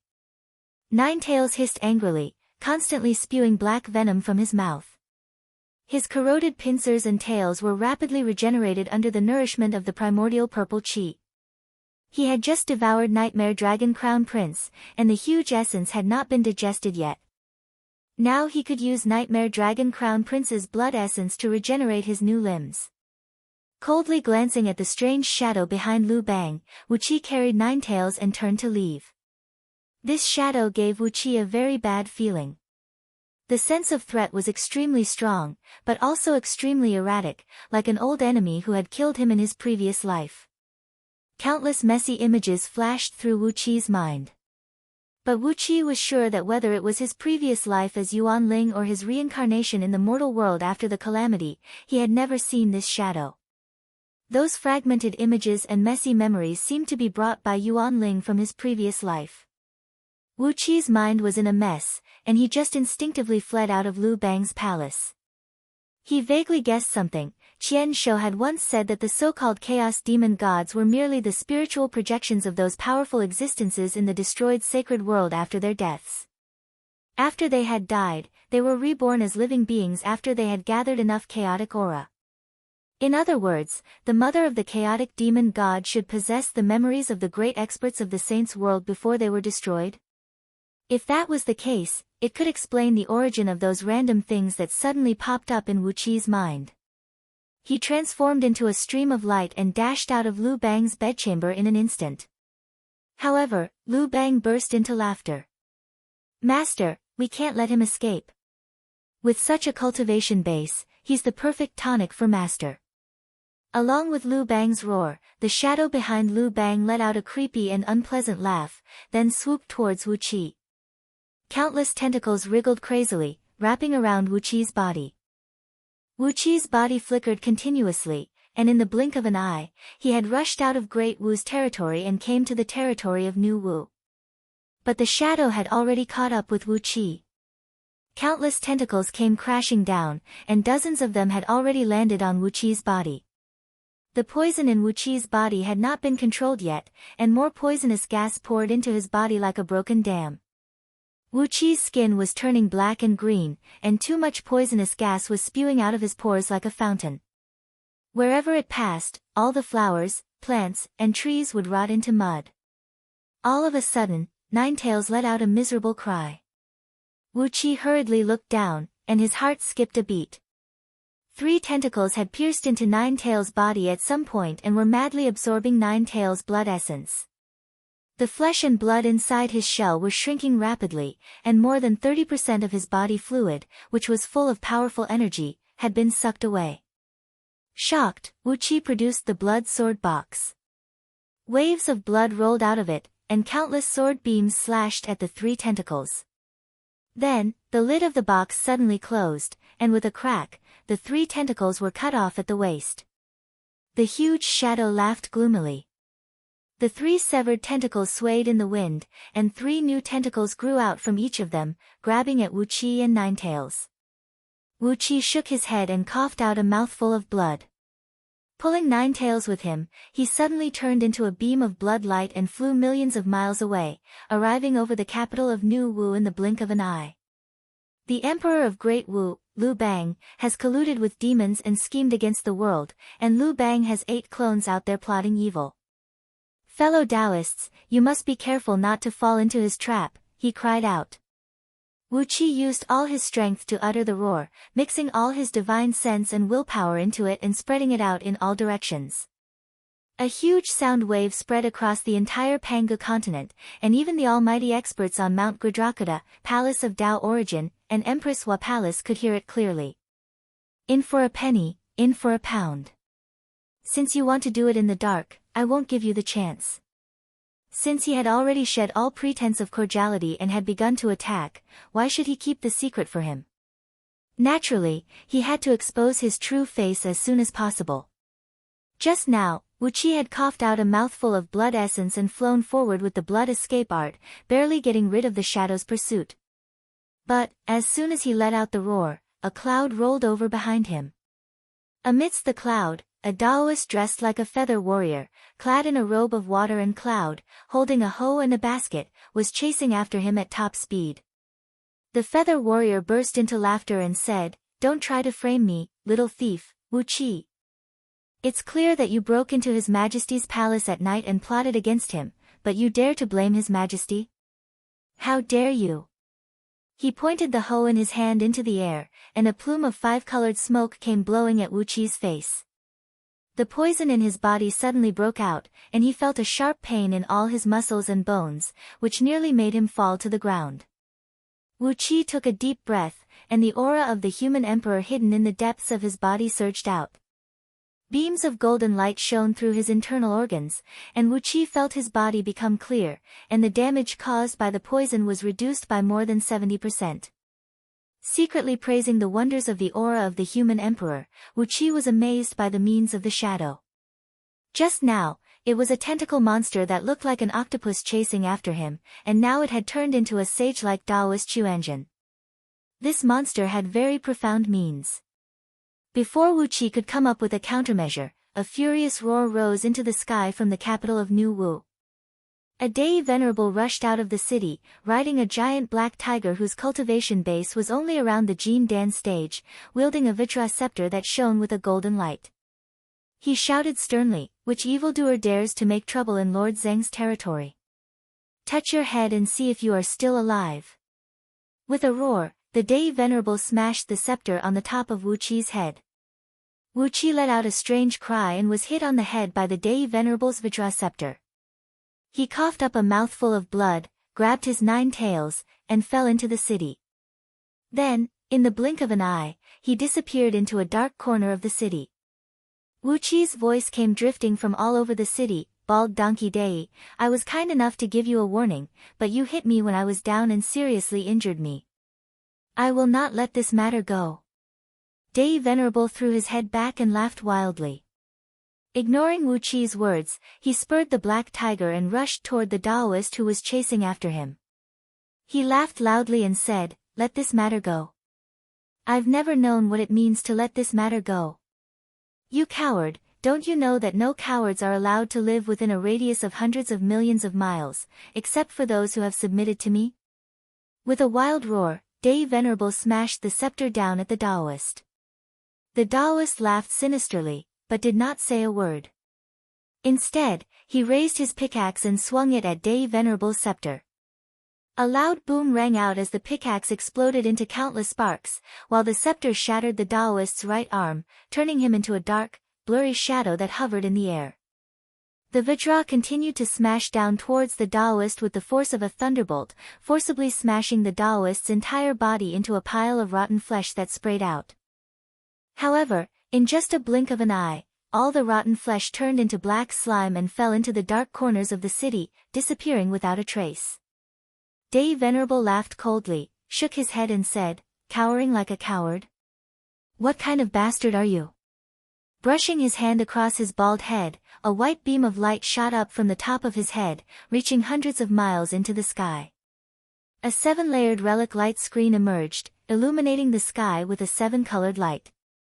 In an instant, the surrounding area of 10,000 miles was as bright as day. Wherever the colorful light reached, it shone on the ground for thousands of miles. Rocks, sand, and rocks that were thousands of miles deep all turned crystal-like. Everything in them could be seen clearly under the colorful light. Countless black slime was gathering together 100 miles underground, and in the blink of an eye, it transformed into a little Buddhist monk clad in a moon-white monk robe, with a round shaved head and shrouded in a faint Buddha's light. Hiding under the eaves of a house, Wuqi was struck speechless by the incredible scene. Just now, Dai Venerable had used at least 70% of his strength to swing the scepter, and yet, he failed to kill this bizarre shadow? How could he slip underground and transform into a little monk exuding the pure aura of the Buddhist League? He is indeed a monster. Dai cried out in a fuss, "Hey, listen up, people of the world. The Emperor of Great Wu, Liu Bang, is in cahoots with this monster. Ha ha ha, the Tao League has chosen a good emperor." Before his voice could fade away, Liu Bang's soft cry came from a distance, "This is absurd. Could it be that the Buddhist League is full of thieves who cry thief? Wuqi, how many benefits have you received from the Buddhist League that made you join forces with them to frame me?" Snorting coldly, Liu Bang cried out, "Baldy Buddhist League is a treacherous man who goes back on his word. I'm ashamed to live in this world with you. Pass on my decree. Send out all the soldiers of the dynasty to attack New Wu. Senior immortals, please fight with all your might to determine the fate of the human race." Wuqi could not help but praise. This fellow, Liu Bang, is really thick-skinned. How could he take advantage of the situation and launch a war against New Wu? Ha, that's true. Just now, when Wuqi shouted that Liu Bang was in cahoots with an evildoer, who would believe him without any solid evidence? Even if the little monk who was taking shape underground did not say that he was Liu Bang's master and had been living in Liu Bang's body, who would believe these things? Liu Bang was the candidate chosen by Daozu to be the human emperor. Could it be that even Daozu would make a mistake? At the thought of this, Wuqi felt a chill in his heart. If this fellow had been living in Liu Bang's body, what kind of existence could make Daozu make a mistake? Chapter 1090. In front of Empress Hua Palace, a small group of the most powerful experts of Pangu world had gathered. Except for the 9 Daozu, who had each reserved a part of their power to suppress the investiture of the gods, all the other Dao-fusing experts had arrived in their best state. A misty cloud shone above Wahuang clan's head, in which the myriad spirit cauldron was faintly visible. From time to time, a large amount of chaotic aura would be sucked into the cauldron, while countless thumb-sized spirit lights would fly out of it. These tiny spirit lights were Yuan Ling's true souls, which were initially condensed by the cauldron. They flew down, reincarnated into plants, insects, and beasts, and entered the 6 paths of reincarnation. After countless reincarnations, some of Yuan Ling's true souls had fused into one, turning into 3 souls and 7 spirits, which were the true souls of human beings. The myriad spirit cauldron was the most important origin spirit treasure of Pangu world, and it could even affect the great Tao of Pangu world. The eyes of the 7 Buddhist patriarchs and the 9 Tao patriarchs were fixed on the cauldron, their expressions complicated. They had never thought that the most important thing in Pangu world was in the hands of Wahuang clan, who they had never taken seriously. Compared with the cauldron, those supreme treasures of primal were nothing. With the cauldron, she was almost half the owner of Pangu world, and it was the most important treasure in this part of the world. Wahuang clan's face darkened, and she also looked at the 7 Buddhist patriarchs and the 9 Tao patriarchs without saying a word. The 18 saints of the Holy Alliance did not say a word either. Everyone was strangely silent. It was not until Wuqi's roar shook the heaven and earth that these almighty experts in front of Empress Hua Palace suddenly recovered from the dead silence. They looked down at the Pangu continent at the same time, and saw a Daoist emerge from the cloud and chase after Wuqi, only to be smashed to the ground by a Daoist with a Vajra staff. This was supposed to be a very common thing. When Wu Qi shouted that Lu Bang had colluded with the evildoer, the 9 Daozu sneered at Wu Qi's words. They had no reason to believe him at all. Lu Bang was a disciple cultivated by the Dao sect itself. He had been reincarnated countless times in the mortal world and made great contributions to the Dao sect's control of the mortal world. What about Wu Qi? He had just extorted a bunch of treasures from the 9 Daozu. He was lucky that the Daozu did not kill him. How could they believe his words? The 7 Buddhist ancestors did not have a good impression of Wu Qi. No matter who was blackmailed, they would not have a good impression of the culprit, right? Among the crowd, only the Wahuang clan frowned in confusion. Great Horns and a few other Dao fusing experts, who were the most straightforward, cried out at the top of their lungs, "Eh?" Judging by fellow Daoist Wu Qi's words, that Lu Bang must have colluded with the evildoer. TSK, what kind of evildoer is worthy of fellow Daoist Wu Qi shouting like this? The 7 Buddhist patriarchs and the 9 Taoists did not know Wu Qi's background, but the Wahuang clan and the 18 saints were well aware of it. With Yuan Ling's experience and Wu Qi's current overall strength, he could easily kill any ordinary evildoer with a flip of his palm. So, why was he shouting like this? Just as the crowd was puzzled, confused, or sneering, the Daoist who was smashed to the ground by Daoist Tianyi's Vajra staff turned into a black slime and gathered 100 miles underground, then transformed into a little monk emanating pure Buddhist energy. The 7 Buddhist patriarchs' faces fell, and the 9 Daozu could not help but cry out in surprise. Where did this person come from? Purple-browed Daoist asked indifferently. The technique he used to fly in the sky is indeed an immortal magic of our Dao League. But judging from his appearance underground now, it is a pure Buddhist magic. There are indeed people who practice both Buddhism and Taoism in this world, but who could change their appearance so casually like this, and even change their aura so completely? Great Horns grinned and said, I don't know if there is such a person now, but when the great Saint Panga was still alive, there was a guy who had a similar trick as this guy. The faces of all the Dao fusing saints present fell instantly. Only the 2 newly advanced Dao fusing experts, Xianyuan and Xinnong, looked at the unsightly faces of the crowd in confusion. The Wahuang clan seemed to see the puzzled faces of the 2 saint emperors behind her, and she cried out in a low voice, "Fellow Daoist Great Horns, could the person you are talking about be the world breaker?" Huan Yan. Great Horns smacked his lips and muttered in a low voice, "I really don't want to hear that name. How many bloody storms has this guy stirred up in those years?" The Wahuang clan smiled coldly and sighed. Nuwa had wanted to find out who released Qianshou from the seal. But now that Huan Yan has come to Panga World, it is no longer important to find out who released him. What do you think, fellow Taoists? The Wahuang clan's eyes were as cold as knives as they glanced at the faces of the 7 Buddhist patriarchs and the 9 Daozu saints. The 7 Buddhist patriarchs chanted the name of Buddha together. Expressionlessly, Buddha Guarding Heart told them about how they went to the depths of chaos, fought a fierce battle with Qianshou, and came back with severe injuries. Buddha Keeping Promise even told them frankly that at that time, the Buddhist League had an absolute advantage in the God-conferring grand plan, and they did not want Qianshou to ruin their plan by coming to Panga World. That was why they went to stop him. Although Qianshou had just escaped from the seal, his evil cultivation base was beyond imagination, and he had wounded all 7 Buddhist patriarchs. Great Horns roared furiously, cursing the bastard who had released 1,000 heads from the seal. He was a boorish man through and through, and his foul language was so unbearable that no one could bear to listen to it. His curses made the faces of the 9 Daozu saints, who were extremely thick-skinned, flicker, and they looked angrily at Great Horns. All the saints knew very well that the Wahuang clan would never do such a thing that would endanger the whole Panga world. The 18 sages were all idle people. Once they were full, they would just play around.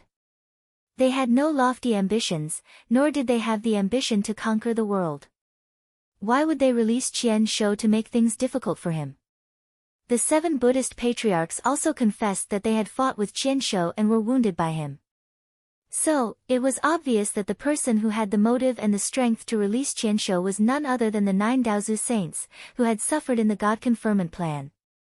Relying on the Buddhist League as their firm ally, they thought they could unify the three realms of heaven, earth, and mortal, and thus wield the power of the heavenly Tao in Panga world, formulate the laws and regulations of this world, control the destiny of the human race, and thus control the whole Panga world. But, they did not expect that their firm ally would give them a hard stab. The Buddhist League had also cultivated its own agents to fight for the power of the human race. Moreover, the Wahuang clan had given the Buddhist League and the Tao League a hard blow, attracting fiend gods from outer domains and nearly wiping out the descendants of the two sections. The investiture of the gods, the magical artifact that the 9 Daozu saints were most proud of, had become a big joke. Although all its main functions had been preserved, such as being able to influence the power of the heavenly Tao and confer divine titles to the gods of heaven, earth, and mortal, the investiture of the gods had required the 9 Daozu saints to use a great deal of energy to suppress it. Otherwise, the Yuan Ling saints inside the investiture of the gods would have devoured each other. The Tao League had suffered a great loss of face. Their plan of countless tribulations had become a laughing stock. Especially after being betrayed by their ally, the Buddhist League, and ruthlessly attacked by the Wahuang clan, who else but them could bring the 1,000 heads to Panga world? Even these sages knew that the 9 Daozu saints had full confidence in their own strength. They were confident that they could break the agreement signed between the Wahuang clan and the sages with the power of the 1,000 heads, decide the result of the conferment of the gods with absolute power, and then seal the 1,000 heads. But, after all, this was dancing on the tip of a knife. One mistake, and the entire Panga world would completely collapse. A Tao-breaking cultivator like Wu Qi could still escape from the collapsing Panga world. At worst, he could run to the chaotic world and live as a savage. But Yuan Ling saints were Tao-fusing saints who had merged with the heavenly Tao of Panga world. If Panga world was destroyed, none of them could escape. What the 9 Daozu saints had done was tantamount to putting a knife on the necks of all Tao-fusing experts. Therefore, although Greathorns' curses were nasty and filthy, none of the other Tao-fusing saints tried to dissuade him. Even the Wahuang clan pretended that the curses did not exist. Instead, she looked at the 9 Daozu saints, whose faces had turned blue, with a hint of pleasure. Greathorns' curses were so harsh that Daozu bellowed, "Shut up, you old fool. Why are you still pestering me at a time like this? How did that Huan Yen come to Panga continent? How long has she been lurking here? How many chess pieces has she set up? How many tricks has she arranged?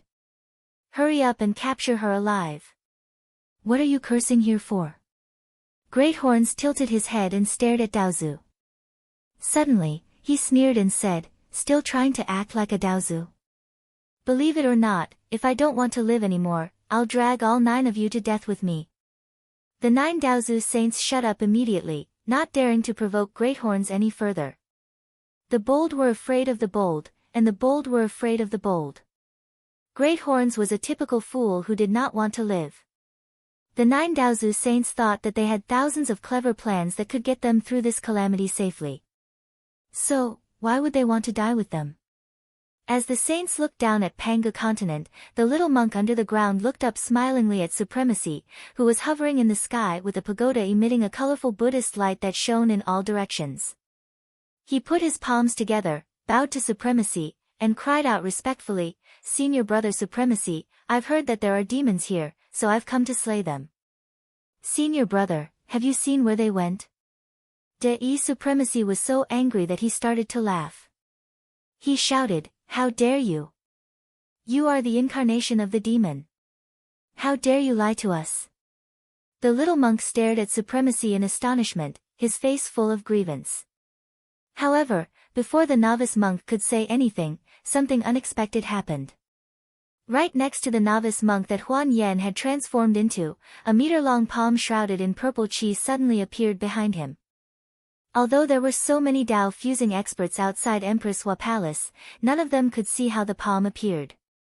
It was as if it had always been there, and had just shown itself all of a sudden. The palm flicked out a finger casually, turning Huan Yen, who had transformed into a monk, into nothingness with a single strike. There was a flash of purple light, and Huan Yen disappeared without a trace. only a mournful scream reverberated in the void. The crowd hurriedly looked up in the direction where Qiantu was charging at them aggressively. Sure enough, right in front of him, another huge palm appeared out of thin air and flicked his chest. The void trembled, and Qiantu was thrown out of Pangu world. His body was shattered, and all the energy in him was completely destroyed. Although he had an immortal body, he could not put it back together in a short time.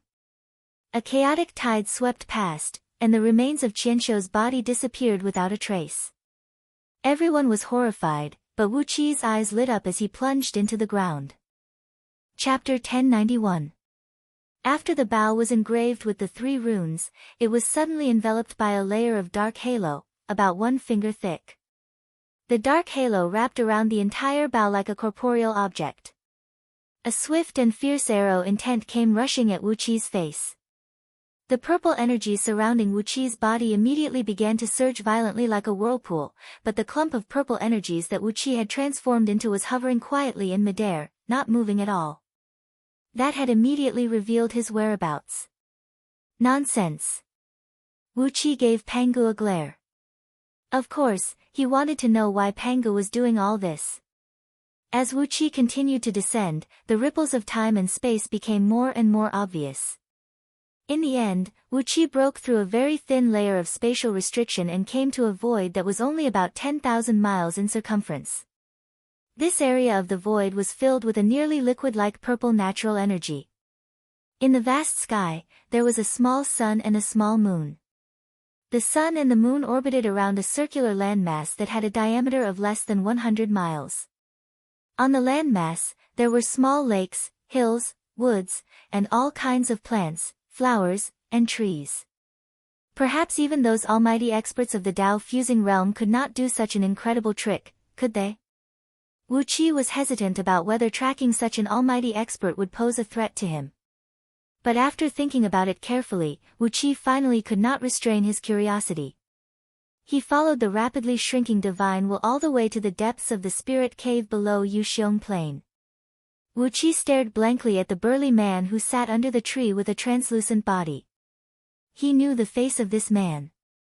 In the past, in the Chaos World, Lord Yuanling had made a trade with this burly man. The burly man had hunted down 18 chaos beasts that were poisonous in their bodies in exchange for Lord Yuanling's bottle of divine accumulation pills. All the way down, down, and down, he kept diving deeper and deeper into the abyss. Gradually, he came to the deepest part of the spirit cave, a place that he had never reached even when he was cultivating in seclusion. As he flew down at such a high speed, some imperceptible ripples of time and space appeared in the surrounding natural energy, as if there was a small world below the spirit cave. This burly man was none other than Pangu, the great Saint Pangu who created this world. The finger attack that knocked Qian Shou and Huan Yan out of Pangu world just now was done by a wisp of Pangu's divine will, which had mobilized the tremendous power of heaven and earth. As the creator of Pangu world, Pangu could naturally mobilize the original power of this world with ease. With the power of a world, it was naturally easy for him to fight against 2 world breakers who had not yet fully recovered. Outside Empress Hua Palace, many almighty experts of the Tao fusing realm were amazed by the magical means of the giant hand. All of them seemed to have thought of something that could not be told to outsiders. For a moment, they all fell into a strange state of contemplation. Only Wu Qi, who was hiding in a corner, sensed a faint ripple of divine will near the giant hand that suddenly appeared behind Huan Yan's back. Pangu had just woken up less than 100 years ago. Wu Qi's heart stirred slightly. Back then, Huang clan had also said that Pangu was in a deep slumber. Pursing his lips, Wu Qi looked at this small space and sneered, "I've long heard that Pangu created this world and then died of exhaustion. Who is this person before me? Is he really Pangu's old friend?" Tisk. Wu Qi almost slapped himself. He was about to transform into a stream of light and flee, but Pangu had already appeared in front of him. Pangu, whose body was semi-transparent, curiously sized up the purple cloud that Wu Qi had transformed into. Suddenly, he laughed out loud, "Which fellow cultivator is so capable to actually find Pangu's resting place? Pangu still doesn't know about it. Why don't you show your true form?"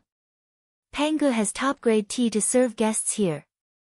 Shaking his head, Wuqi showed his true form. Pangu looked at Wuqi confusedly. Pangu didn't know who this young man, who called him Pangu's old friend, was. Wuqi laughed embarrassedly, then flashed across the air and transformed into Yuanling. Wuqi's eyebrows twitched. These scarlet spell symbols were so familiar to him. They were among the 36 runes he saw outside the Great Hall where the thousand-head immortal soul seal was kept through the soul of the thousand-head, and they were among them. Back then, Wuqi had merely seen these spell symbols, but he had already vomited blood because of the tremendous and inexhaustible information contained in them. Back then, he wasn't even qualified to study these spell symbols. Wuqi stayed in the misty purple mist. His body had transformed into a purple mist as well, looking no different from the surrounding purple mist. Coughing a few times, Wuqi laughed dryly and said, "Pangu, my old friend, your tea, ha ha ha." Furthermore, wherever his divine will pass through, the energies in the underground energy veins would flow around like living creatures. He had a feeling that these energies had grown their own eyes, and were observing everything that happened in the surroundings. Along the way, he had been using the innate escape art learned from Scroll of Stealing to hide his body, carefully hiding himself in the surrounding natural energies. Although those surging natural energies had brushed past his body a few times, none of them could discover his existence. But, it had been less than 100 years since he woke up, which meant it had been several decades, right? What had he been doing during these several decades? Entering this underground spirit cave, where he had once cultivated arduously for many years, Wuqi suddenly hesitated. The origin of this divine will was very strange. Judging from the timing and strength of the attack, it was perfect. Basically, it had defeated Thousand Heads and Huan Yen without giving them any chance to survive. Even though all world breakers had indestructible bodies, the damage caused to Thousand Heads and Huan Yen by this divine will was enough to prevent them from posing any threat to Pangu world for at least a few years. Quietly, he looked at Pangu, watching him carve the tree trunk into a longbow. After that, he pulled out a very thin bowstring from the boundless purple mist and carefully fixed it on the bow. He threw his head back and laughed complacently, then bit his right index finger and wrote 3 fist-sized, scarlet runes on the bow with a solemn face. Basically, Wuqi was sure that the divine will was transmitted through the underground energy veins on Pangu continent. Every time the energy veins vibrated, the divine will would travel 1 billion miles in a blink of an eye. Its speed was 100 times faster than the Kwafu chasing the sun step that Wuqi had learned from the human race. If not for the great improvement in Wuqi's cultivation base, he would never be able to catch up with the speed of the divine will. In the forest beside the lake, a simple and heavy thatched cottage stood quietly. Outside the door of the thatched cottage, a large silver-white cat was lying lazily with its 4 legs facing the sky. This guy's body was nearly 4 meters long. Anyone would only say that he was a big tiger, but he was actually a cat. Moreover, he was a fat cat that was as fat as a ball. Once he lay down, he would definitely lie down with all 4 legs facing the sky. A few small butterflies were dancing around the cat's whiskers.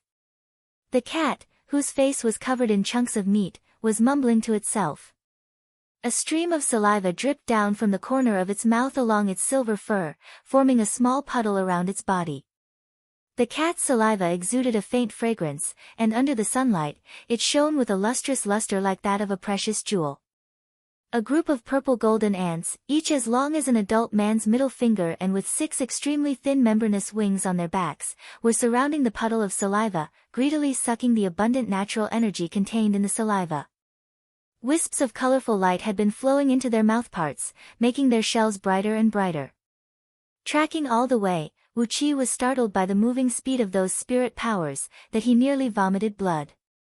Hearing Pangu's greedy demand, Wuqi couldn't help but twitch his mouth. Tens of billions of kilograms? How dare you? How much fruit wine and spirit tea could be produced in Yuanling's nether realm in a year? Even Wuqi didn't have enough for himself. Beside the small lake, under a big tree, a 10 feet tall man with a rugged and primitive face was carefully carving a tree trunk with a small axe. His long hair hung loosely over his shoulders, and his whole body was covered with bulging muscles.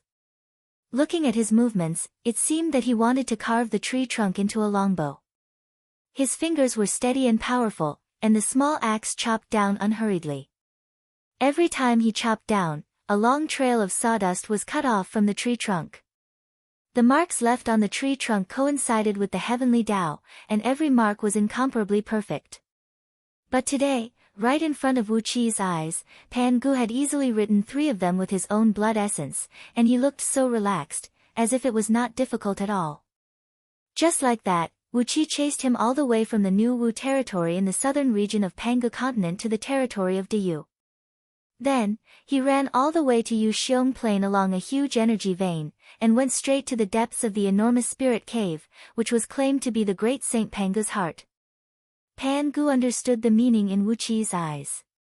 Once again, he slapped his palm hard on Wu Qi's shoulder, nearly knocking Wu Qi away. Laughing strangely, he said, "It's best if you want to know. Bring me the best wine and tea." "Well, I'll tell you the whole story. What do you think? I've been sleeping for so many years, and I've just woken up less than 100 years ago." Pan Gu's face did not even blush. He laughed and said, "That's just a rumor, a real rumor. I'm not a fool. Why would I kill myself for no reason? But, it's not a bad thing to say that I'm dead. Hee hee, it's rare for an old friend to visit.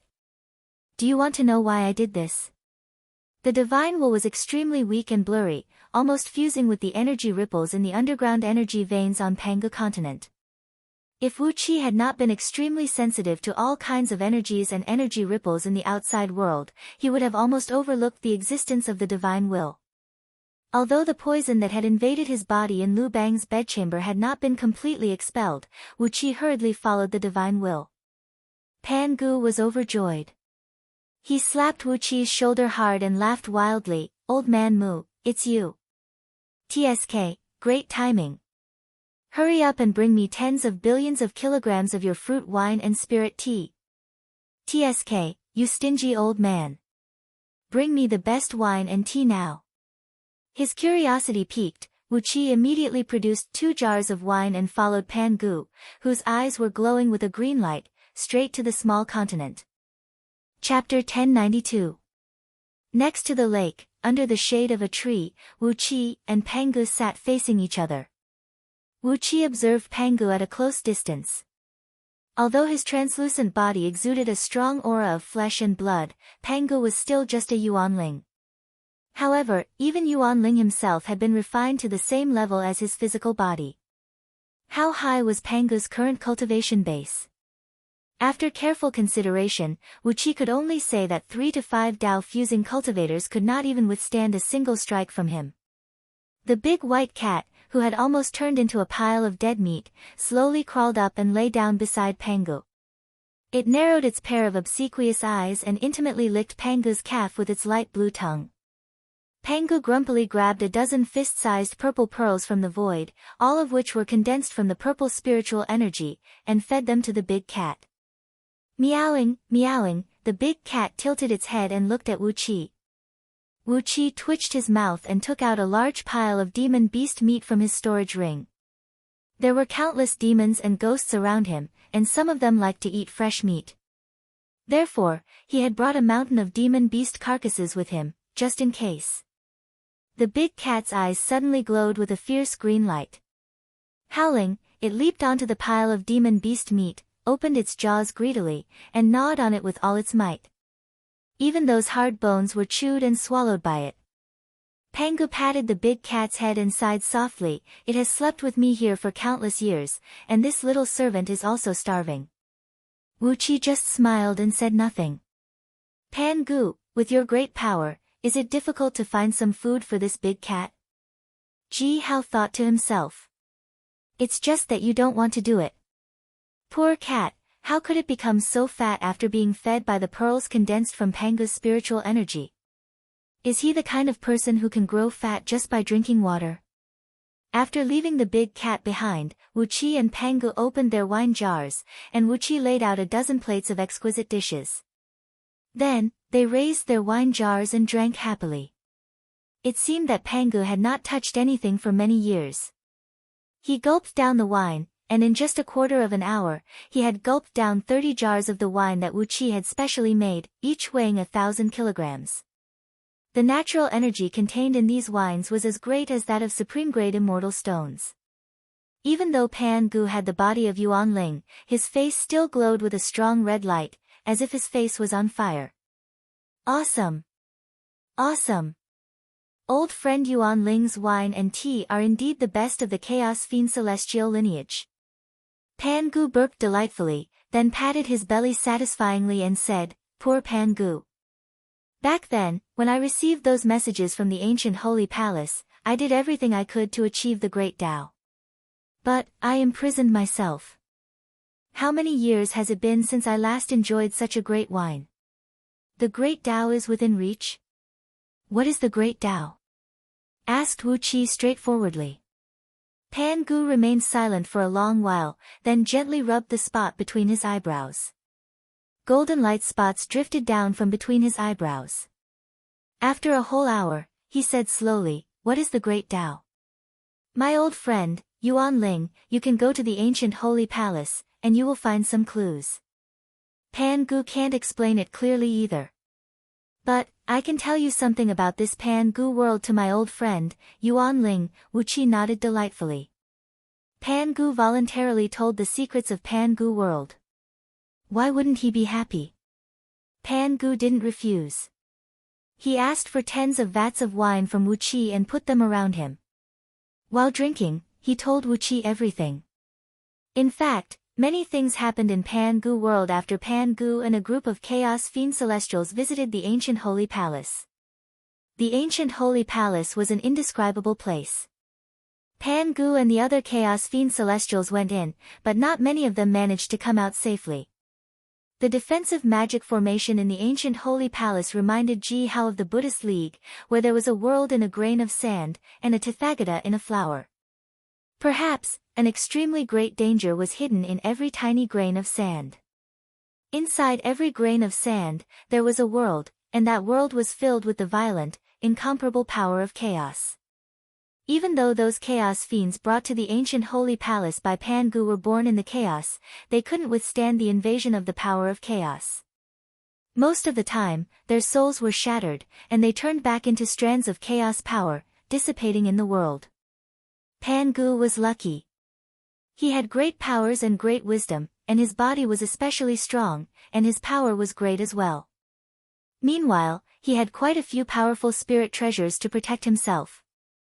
Therefore, when he went deep into the ancient holy palace, in the central hall of the palace, he learned some information about the destroyed holy world, and some treasures related to the holy world. What does the holy world look like?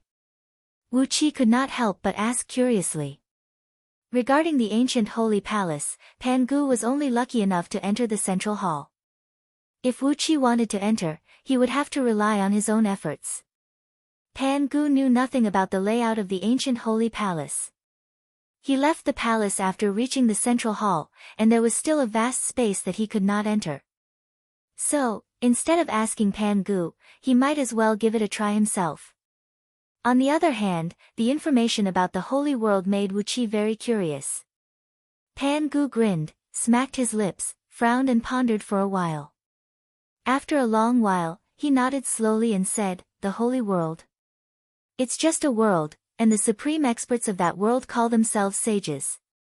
They have unimaginably great divine abilities and abilities.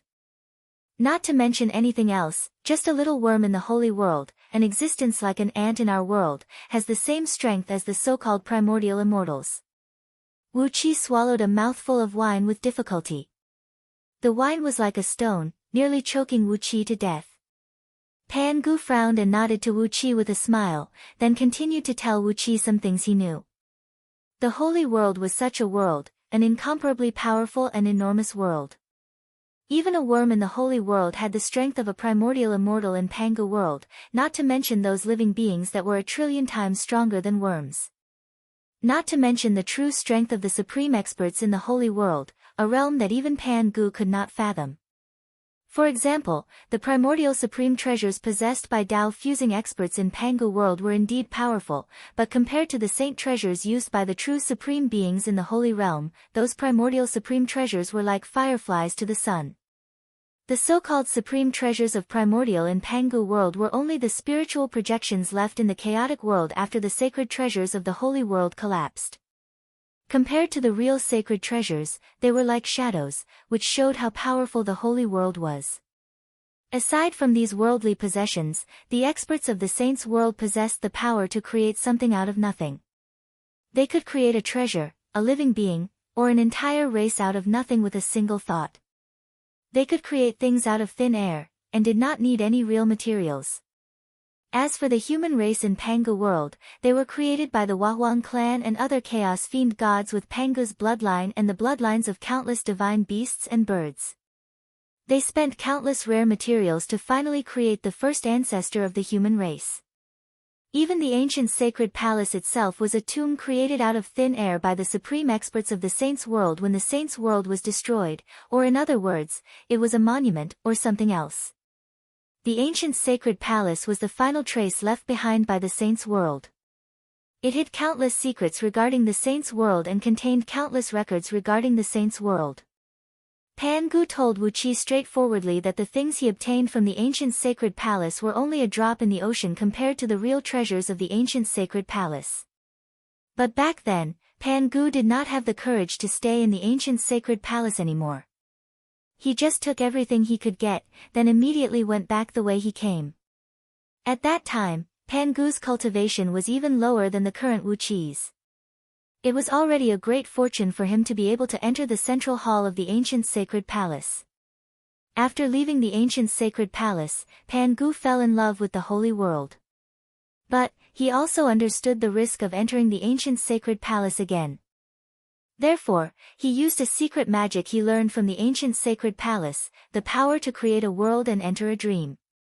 He split the chaos with a strong power, separated the taiji, stabilized the earth, water, fire, and wind, divided the 5 elements and 8 trigrams, and created a small world, which was the current Pangu world. Pangu's body became Pangu continent, and his internal organs became different secret realms of Pangu world.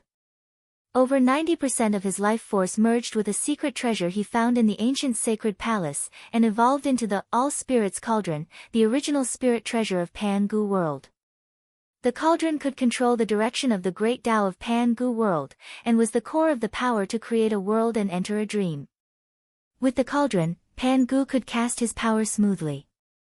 Without the cauldron, Pangu destroying himself and creating a new world would be no different from committing suicide.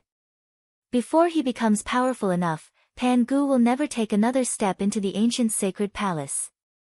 Looking at Wuqi seriously, Pangu continued, but, the mysteries of the holy world make it hard for me to stop once I touch it. But, the power to create a world and enter a dream allows Pangu to peek into the secrets of the holy world. Wuqi curiously looked at Pangu, quietly waiting for him to continue. The only function of the cauldron was to extract original soul particles from the boundless chaos, turn them into Yuanling's soul, and merge them into the 6 paths of reincarnation of Pangu world. Therefore, the Wahuang clan was said to be in charge of time and the reproduction of all souls, for this reason. These original soul particles contained the soul particles of the most powerful beings and countless other living beings who perished when the holy world was destroyed. Wuqi swallowed another mouthful of wine with difficulty, then stared at Pangu with his dead fish-like eyes. Pangu smilingly nodded and said, but, original soul particles can never be destroyed. This is the eternal law, a law that is even higher than the so-called great Tao of nature in Pangu world.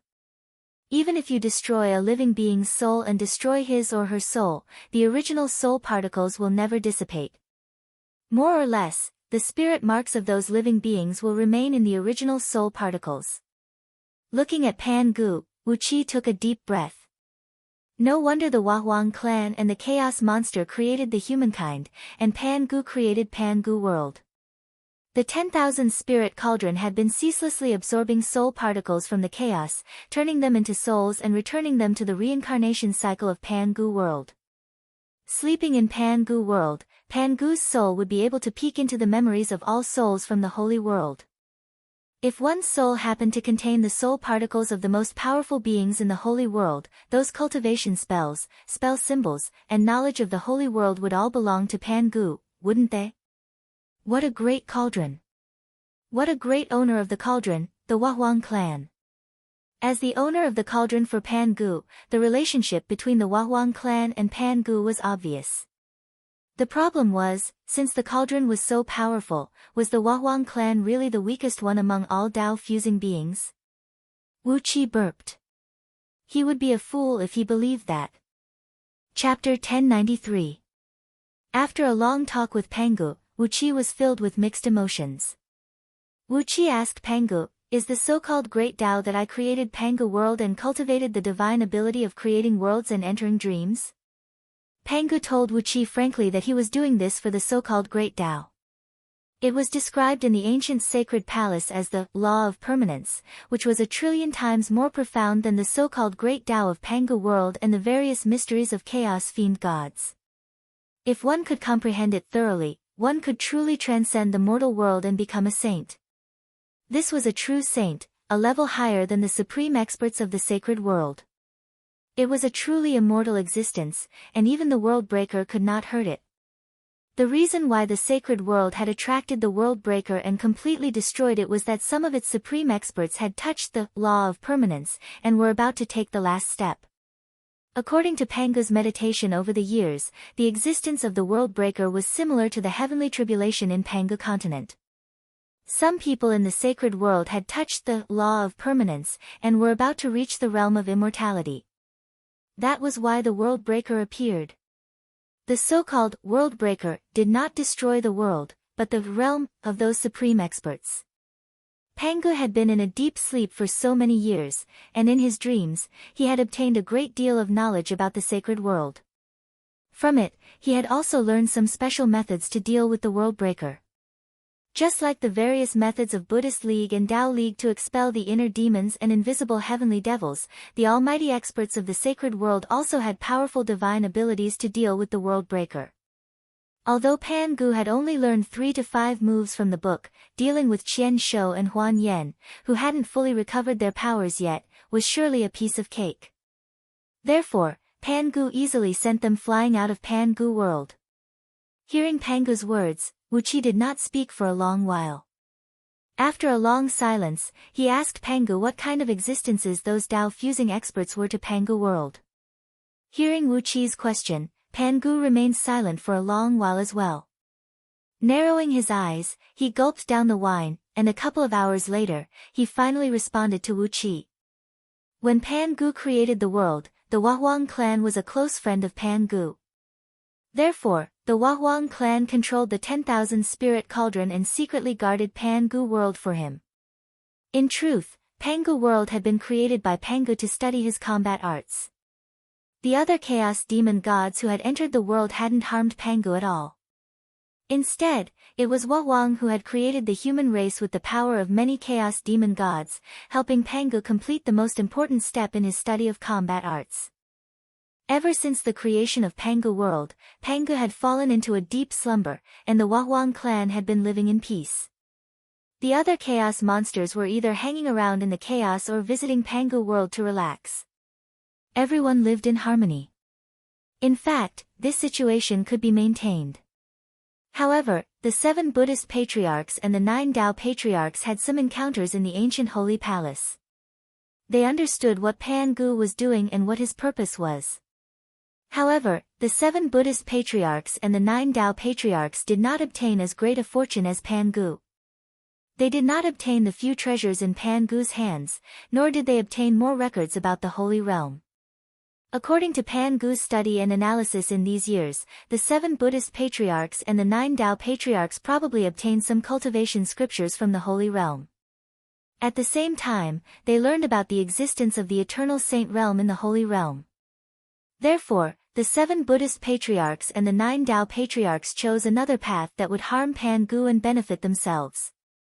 They merged themselves with Pangu world, comprehended the great Tao of Pangu world, and then reached a magical state of symbiosis with Pangu. If Pangu made a great achievement, they would surely have a share of it. Even the 7 Buddhist patriarchs and the 9 Tao patriarchs' great plan this time was not only to bask in Pangu's glory, but also to become the ruler of Pangu world. They wanted to expel Pangu, the creator of this world, and at least be able to fight against Pangu. Wu Qi was fascinated by this. It was simply unimaginable. Looking at the sky with a cold smile, Pangu said blandly, "What the 7 Buddhist patriarchs and the 9 Tao patriarchs have done is like Pangu painstakingly building a house with his own flesh and blood, hoping to rely on this house to absorb energy and use it as the foundation to build a great palace. But they are living on this house, turning themselves into the beams and pillars of the house, hoping that when this ordinary cottage becomes a palace, they will be reborn and benefit from it." Wu Qi nodded silently. Pangu's description was extremely reasonable. Laughing coldly, Pangu gulped down the wine while proudly describing his countermeasures against the 7 Buddhist patriarchs and the 9 Tao patriarchs to Wu Qi. When Pangu was studying his divine power, he could not split his attention to deal with the 7 Buddhist patriarchs and the 9 Tao patriarchs, but he could slightly change the rules of the great Tao of Pangu world and send all kinds of disasters and tribulations. That was why the so-called apocalypse of heaven and earth existed, and all kinds of tribulations faced by cultivators. All of this was to weaken the 7 Buddhist patriarchs and the 9 Tao patriarchs, so that they would not have too much power to interfere with the operation of Pangu world. To put it bluntly, the so-called apocalypse was the war between Pangu's subconsciousness and the 7 Buddhist patriarchs and the 9 Tao patriarchs. Therefore, Empress Wa could live peacefully in Empress Wa's palace without suffering any tribulations, and the 18 saints of the Holy Alliance could live like wild cranes without worrying about any tribulations. But, the disciples of the 7 Buddhist patriarchs and 9 Tao patriarchs were killed or wounded every few hundred eons.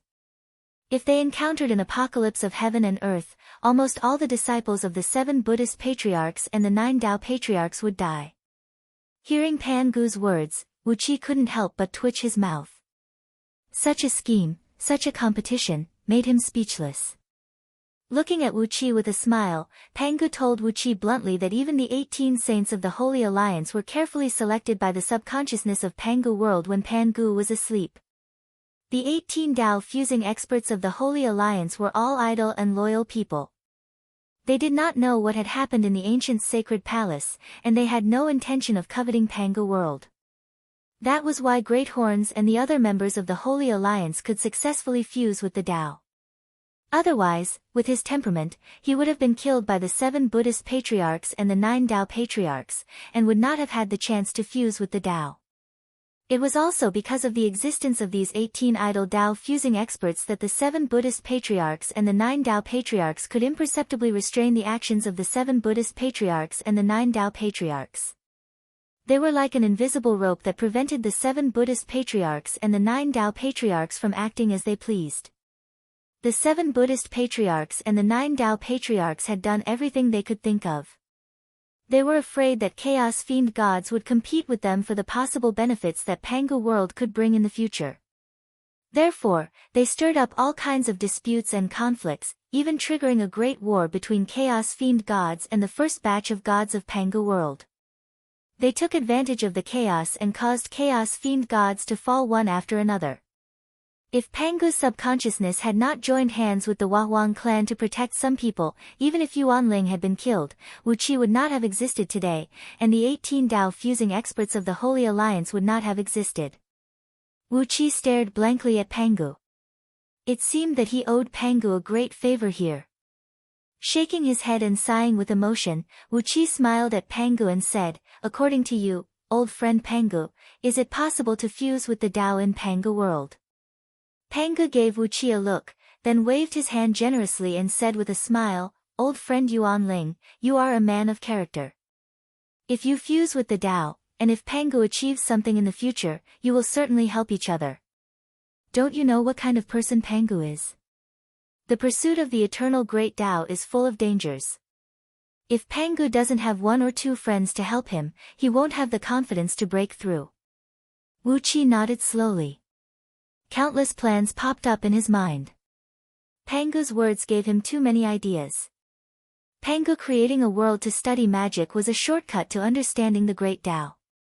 However, it was also very dangerous for him to create Pangu world. At least the existence of the 13 world breakers directly threatened Pangu and the world he created. Perhaps he could quickly learn some secrets related to the Holy Realm, but the vast Pangu world was here. Even if Daozu didn't bring the 1,000 heads here, these world breakers would notice Pangu world sooner or later. It was like diving into the sea to catch a pearl in the water with blood all over your body. Although the harvest was great, the sharks that smelled the blood would kill you. In the old days, the Holy Realm was so strong, but most of them were destroyed by the world breakers. How could Pangu world be like now? Even if Pangu learned how the people in the Holy World banished world breakers, 1,000 heads and Huan Yen were badly injured.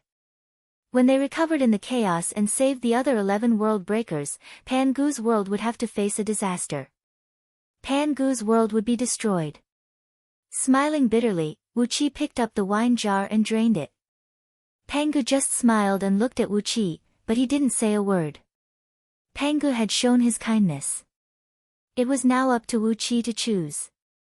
If Wuqi was willing to join hands with Pangu to pursue the endless Great Tao, then it would be good to have a reliable and unambitious friend.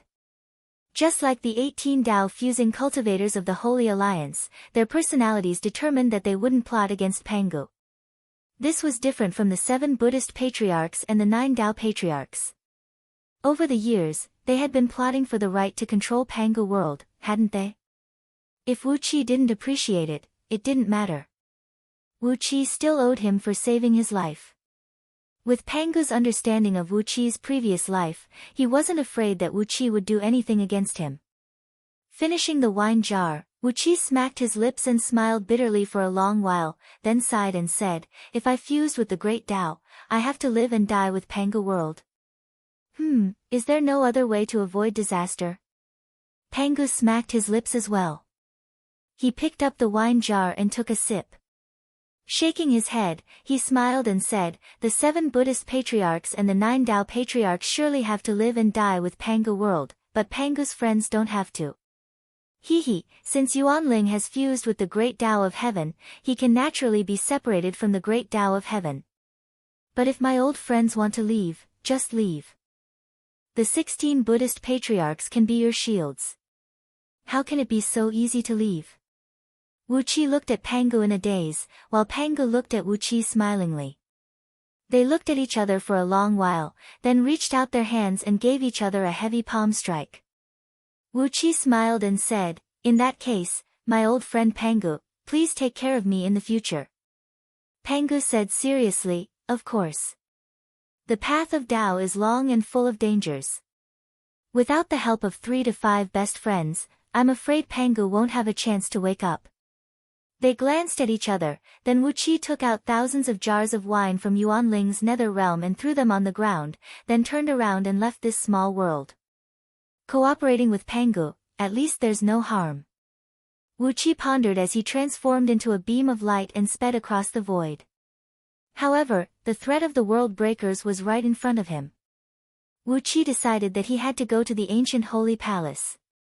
As for what was in the ancient Holy Palace, Wuqi had to find out. Chapter 1094.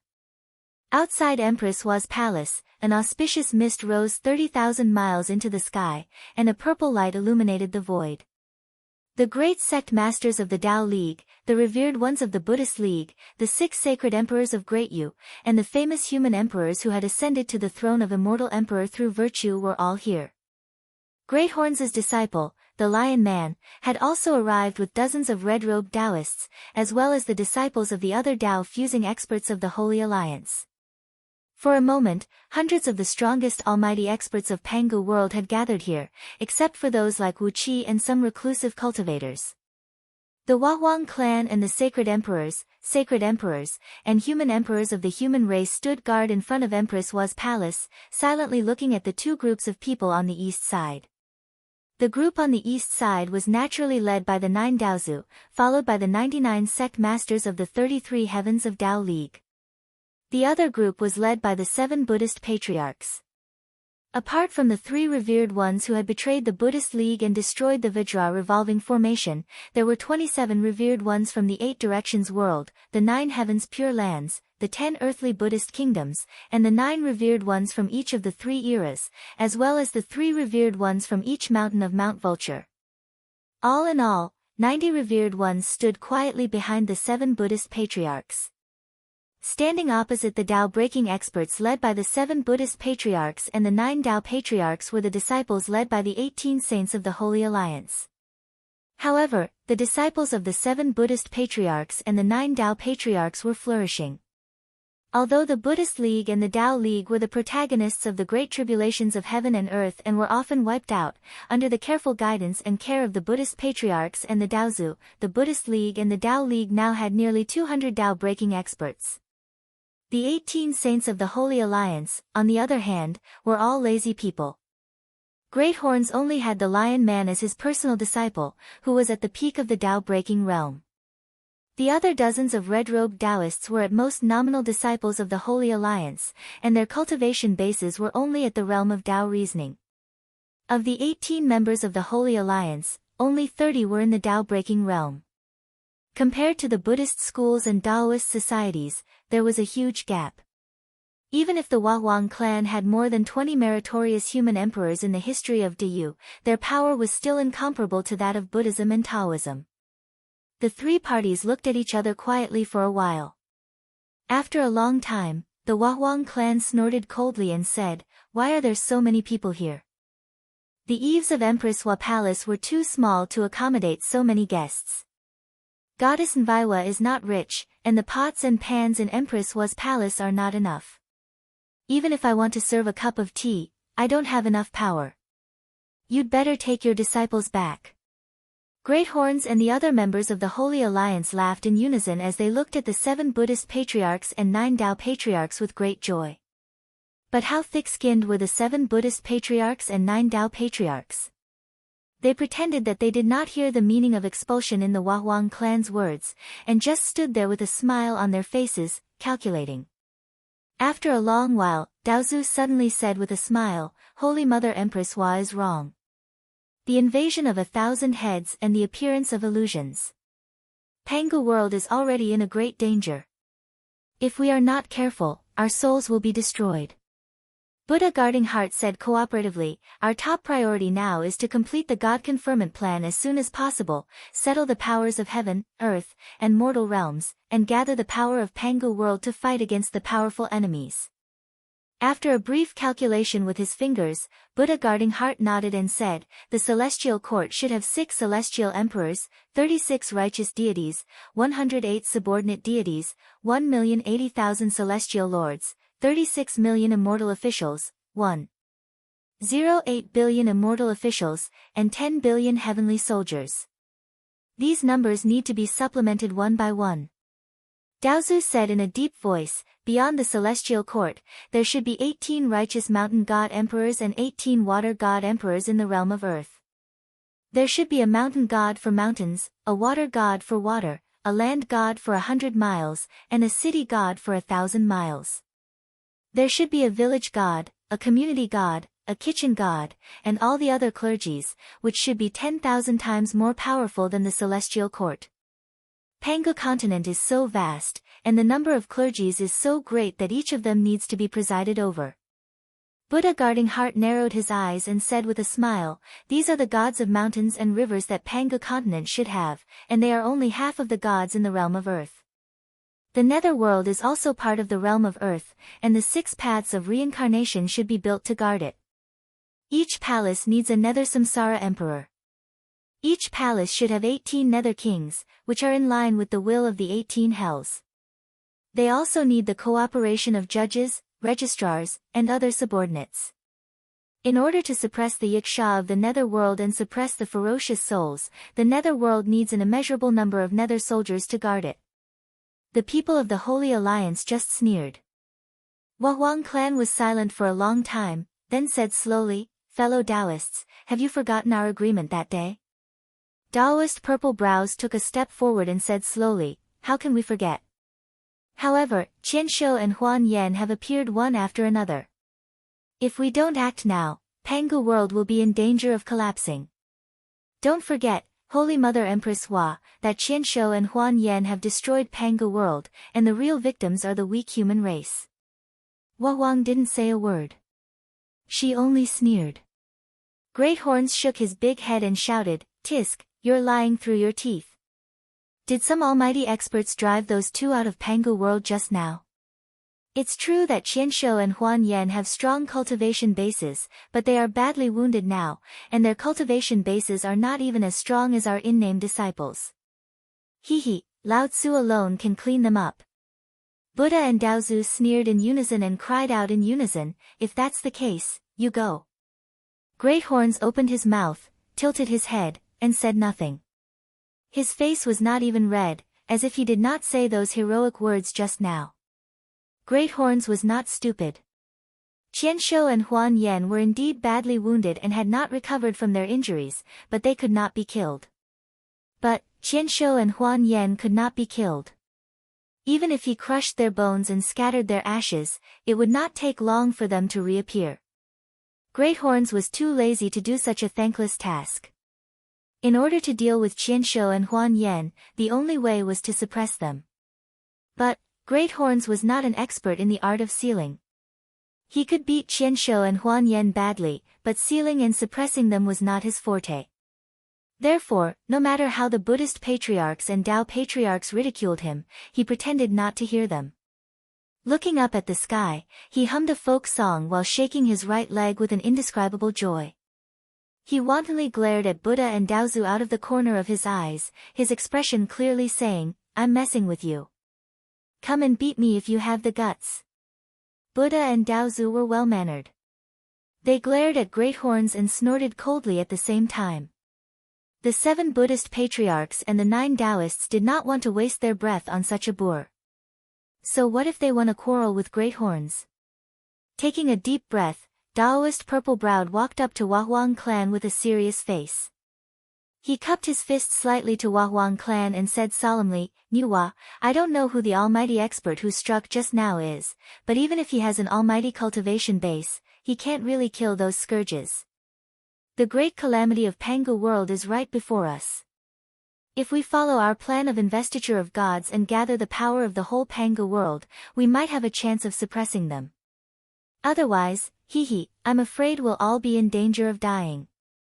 Hua Huang Clan put away the pearl and the sword in her hand, squinted at Taoist Purple-Browed and sneered. Buddha and Daozu looked solemn, and there was no flicker in their eyes. But everyone present knew very well who was the one who had defeated Huan Yan and expelled Qianshou from Pangu world with just a finger.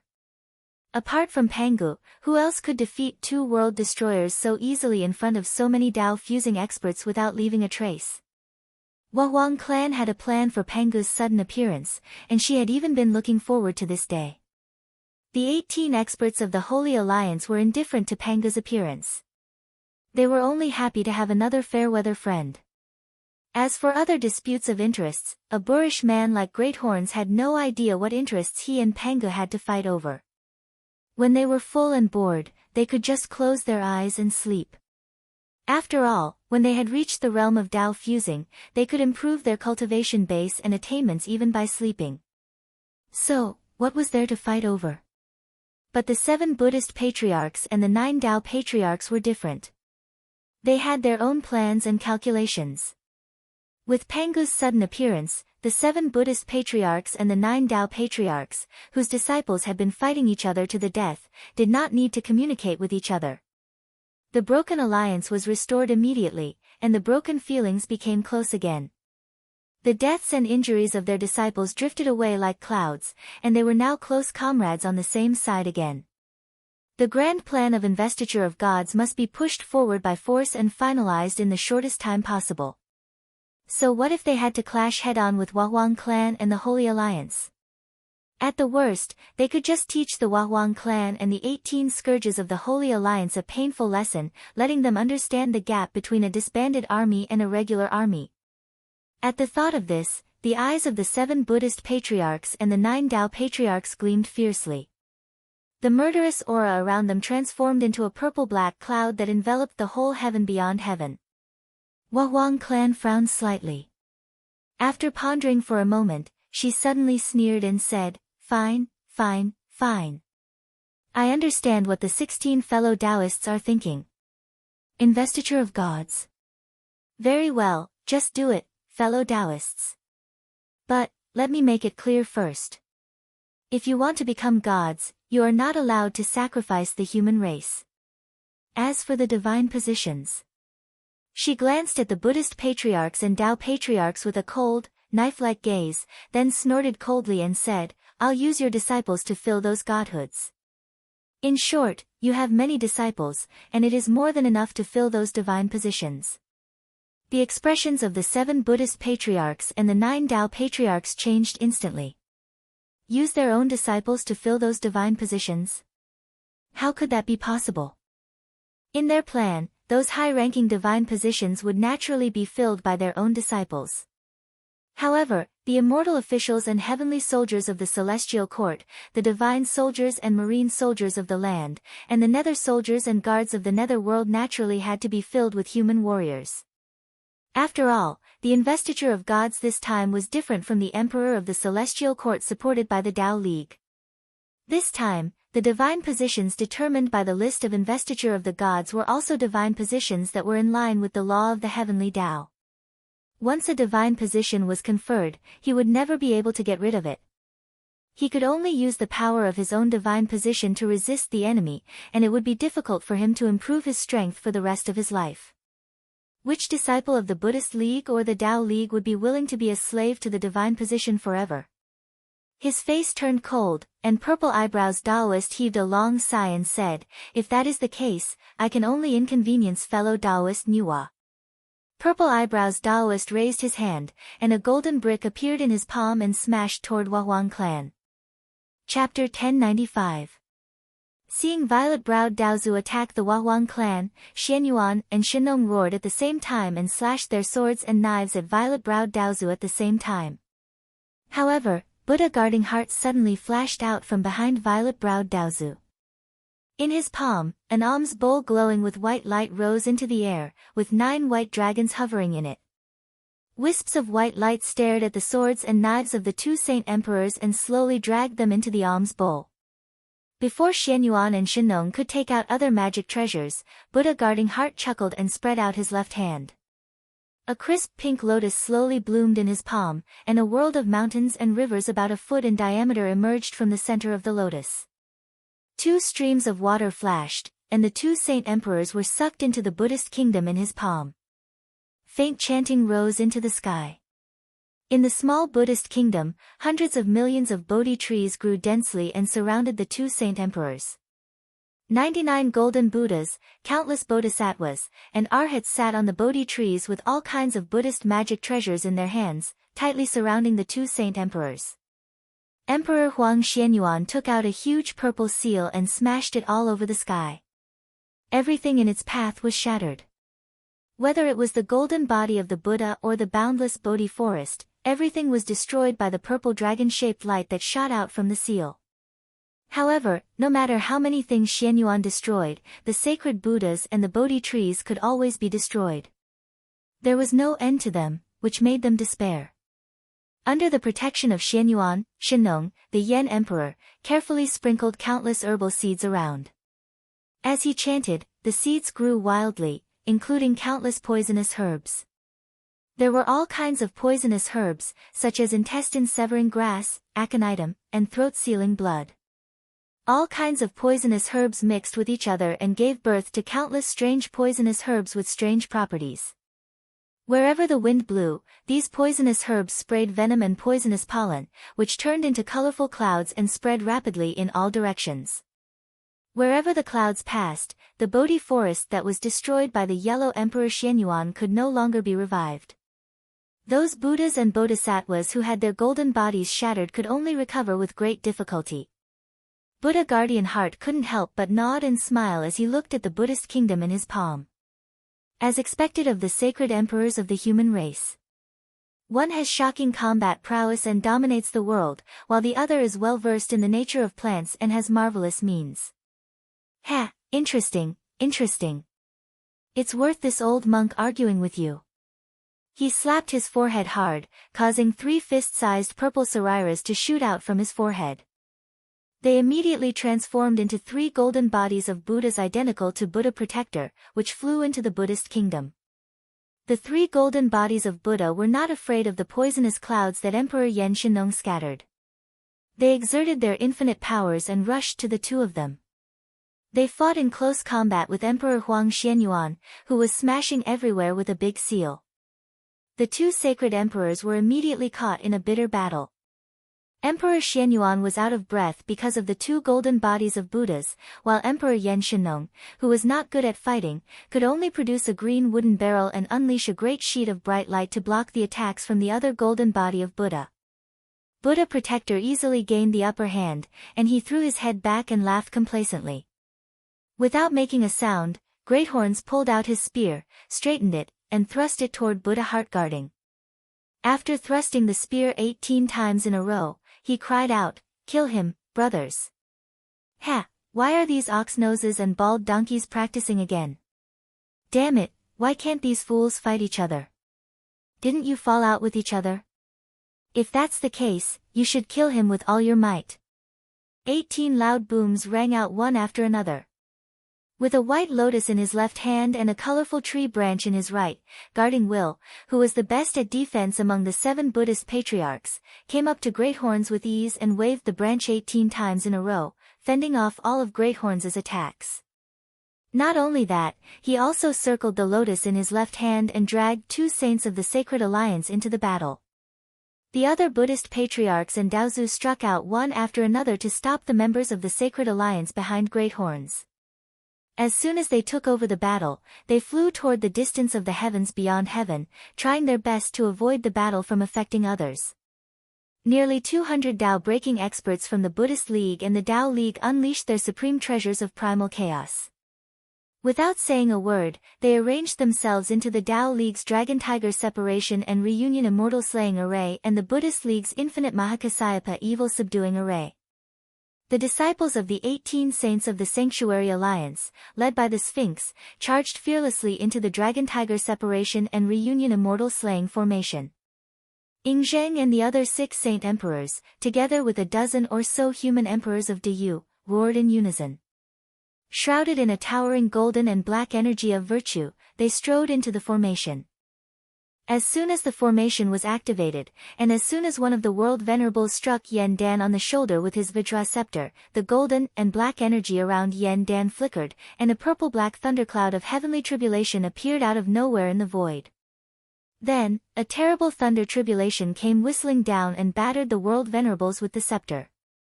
The power of the thunder tribulation was so amazing that before the world venerables could exercise a divine ability of the Buddhist League to protect himself, the Buddhist treasures around him were smashed to pieces. His golden-green body was scorched, and black smoke rose from it, making him look wretched. Yingzheng and the other 20-odd saint emperors and human emperors of the human race burst into laughter.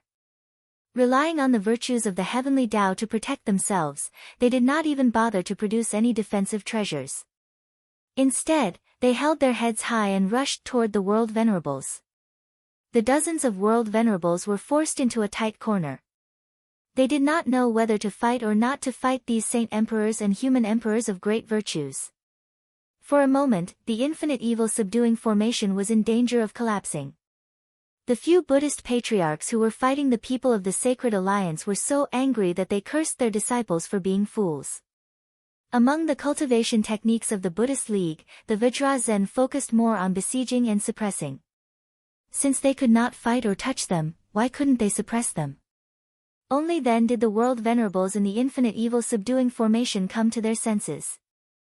They hastily unleashed their immeasurable Buddhist power, transforming into a dazzling golden banner that pressed down from above, trapping all the saint emperors in the middle.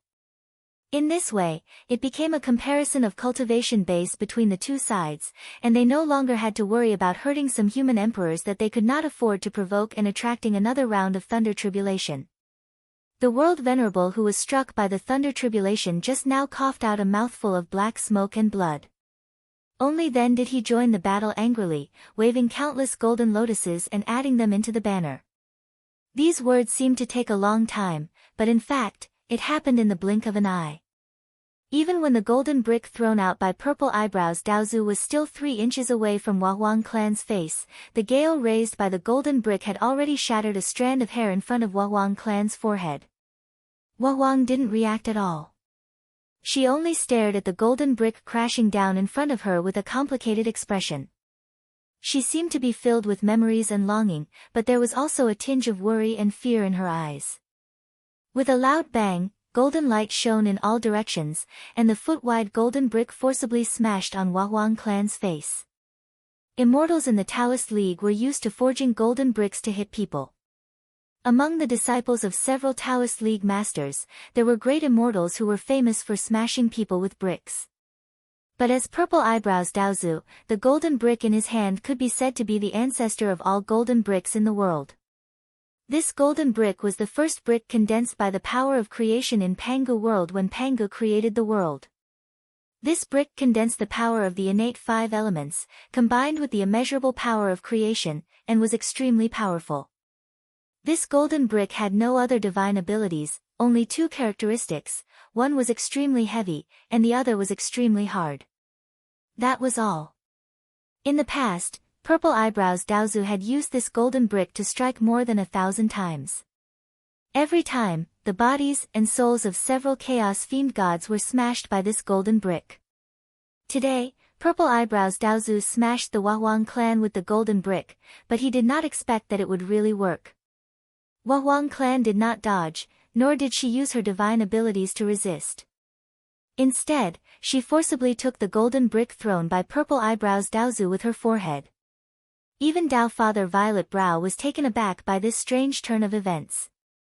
Empress Hua wasn't someone who'd be so easy to talk to, was she? Although he wanted to use force to force her to stop interfering with the God-conferring plan and let the 7 Buddhist patriarchs and 9 Taoist patriarchs carry out the God-conferring according to his will, he did not expect that the Huang clan would really be hit by this brick. Not to mention that the power of this brick was too great, and it was too painful to hit. The Huang clan was the holy mother of the human race, and it would not look good for her to be hit by this brick, right? Just as Purple Eyebrows Daozu was in a daze, the golden brick slowly flew up, revealing the unchanged face of the Huang clan.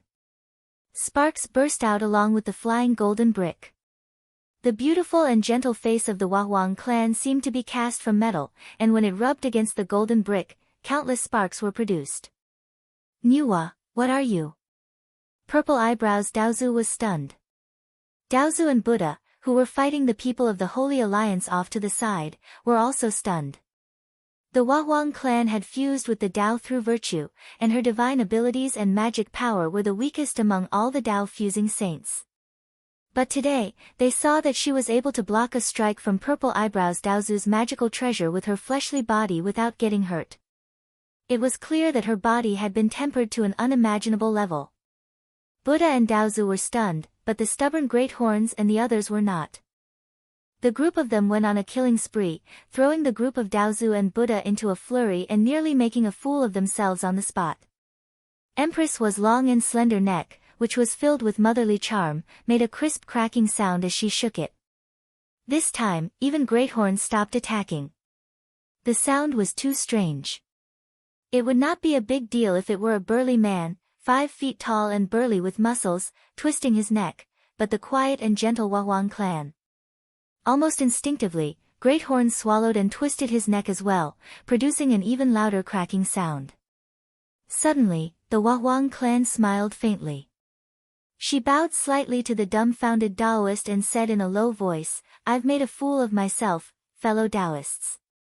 In fact, I've been spending all these years in Empress Hua's palace, and out of boredom, I've been condensing my Pangu true body with Pangu's sacred energy. I've only made a small achievement now." The Huang clan, who was famous for her divine abilities, had condensed her Pangu true body. Taoist saw stars flashing before his eyes. What was going on? The Huang clan was cultivating Pangu true body. Wasn't that the cultivation technique Pangu used to cultivate his muscular frame? But, before Taoist could come to his senses, countless stars flashed in front of him.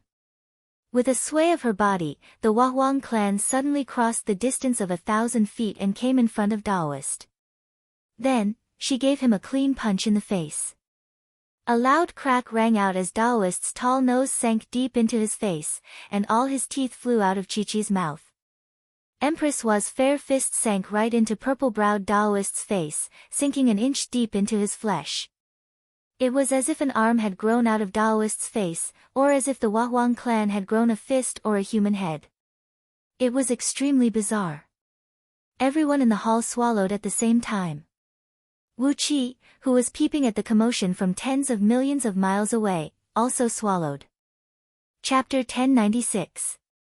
There was a dead silence outside the Empress Hua Palace. The Huahuang clan, who had been hiding her strength for countless years, had beaten Zimei Daozu to such a state with just one punch. As the Huahuang clan slowly withdrew her fist, a few crystal-clear white teeth that were faintly shrouded in clouds and mist fell from her fist. These teeth were shining brightly and contained great power. If they fell into the hands of a top artificer, they might be able to refine a top-grade treasure that was not inferior to a supreme treasure of Hongmeng. These were the teeth of Dao Father Violet Brow, an exalted Dao Father of the Dao Merge level. Every single tooth had been tempered by countless strands of immortal spiritual energy and primordial energy. Over the course of countless years, Dao Father Violet Brow had eaten innumerable immortal fruits and spirit medicines, and had drunk innumerable amounts of spirit spring water. After accumulating day and night, the spiritual qi accumulated in each tooth was probably equivalent to the cultivation base of 3 to 5 ordinary Dao-breaking cultivators. Such teeth were all precious treasures. Huahuang clan flashed back to the front of the Empress Hua Palace, frowning and shaking her arms. She murmured in a low voice, "This is the first time Nuwa has hit someone with her fists, and it feels good. Well, it's more enjoyable than beating someone into ashes with a magic treasure. It's so enjoyable, so enjoyable." All the Daozu and Buddha gasped at the same time. When Huahuang clan said this, her tone and tone were like that of a female leader who occupied a mountain. If she had a wine jar and a roasted beast leg in her hand, she would look extremely valiant. Purple-golden sticky blood kept dripping from purple eyebrow Taoist's chin. Just like his big teeth, his blood also contained an immeasurable amount of spiritual qi. Wisps of blood kept falling to the ground, and in the blink of an eye, they turned into purple-golden translucent jade pieces. Wu Qi's heart ached as he watched from the side. What was the best spirit medicine in the world?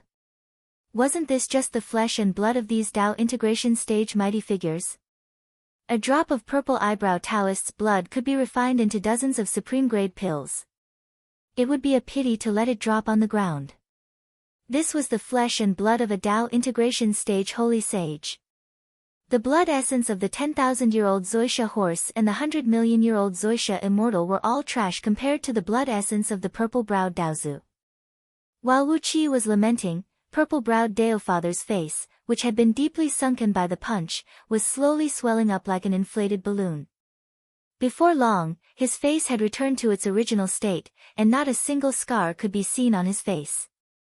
However, he suddenly grinned. 7 or 8 of his white teeth were missing, and the dark cavities looked extremely comical. Licking his gums with his tongue, Zimei Daozu spurted out a stream of purple gas from his mouth, and new teeth grew quickly. He ground his teeth, gave the Huahuang clan a very strange smile, and said, "Nuwa, your cultivation is really amazing. The real body of Pangu? I can't believe you're practicing such a brutal cultivation method." Putting her hands on her hips, Huahuang clan looked at Zimei Daozu with a cold smile and said, "What? Could it be that Nuwa can only sit in the Empress Hua Palace, put on a demure look, and watch you bastards do whatever you want?" Just as Zimei Daozu was about to reply, Huahuang clan suddenly flashed and appeared in front of him again. This time, Zimei Daozu was prepared. With a point of his finger, a moon-white umbrella suddenly appeared in front of him. The umbrella, which had a circumference of tens of feet, was inlaid with millions of tiny, water-colored crystals. These crystals shone with a dazzling light, releasing countless tiny threads of light that interweaved in the air and turned into a huge light net that enveloped Zimei Daozu. Shielding himself with the umbrella, Zimei flicked his other finger. All the natural energies in the human realm beyond the heavens suddenly disappeared, and the void turned into a complete vacuum. An immeasurable amount of natural energies condensed into a bean-sized, crystal-clear thunderbolt on his fingertip. Along with a beautiful, celestial melody, it struck at the Wahwang clan's face at lightning speed. This thunderbolt was condensed from all the natural energies in the human realm beyond the heavens, and together with the secret of thunder magic that Zime Daozu had learned, it was powerful enough to destroy everything. Zime Daozu used all his strength to attack Wahwang clan's face with this thunderbolt, because he wanted to take revenge on Wahwang clan for almost punching through his head. If this thunderbolt hit Wahwang clan, he thought that he could at least knock out half of Wahwang clan's teeth. Wu Qi's heart twitched as he watched from the side. This was the power of a Dao fusing expert. Yuan Ling had merged with the great Dao of heaven, and every move he made resonated with all the forces in the world. Wu Qi thought that if he tried his best to mobilize all the natural energies in the human realm beyond the heavens, it would take him at least a quarter of an hour to mobilize all the natural energies, and then it would take him at least half an hour to compress such a huge amount of natural energies into a thunderbolt.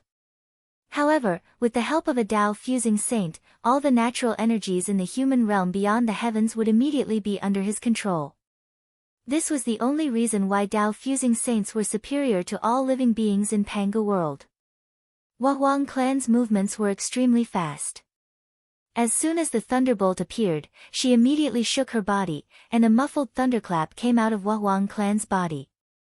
Shadows entangled around her, and the thunderbolt flew through the gaps between the shadows. Then, in a subtle arc, it shot towards the face of one of the shadows. A strange noise was heard, and a mighty aura shook the entire human realm beyond the heavens. 3 identical Wahwang clans appeared in front of Zime Daozu. A bright blue light rose from the heads of the 3 Wahwang clans, and the light turned into a Ganoderma-shaped auspicious cloud, rolling in the air.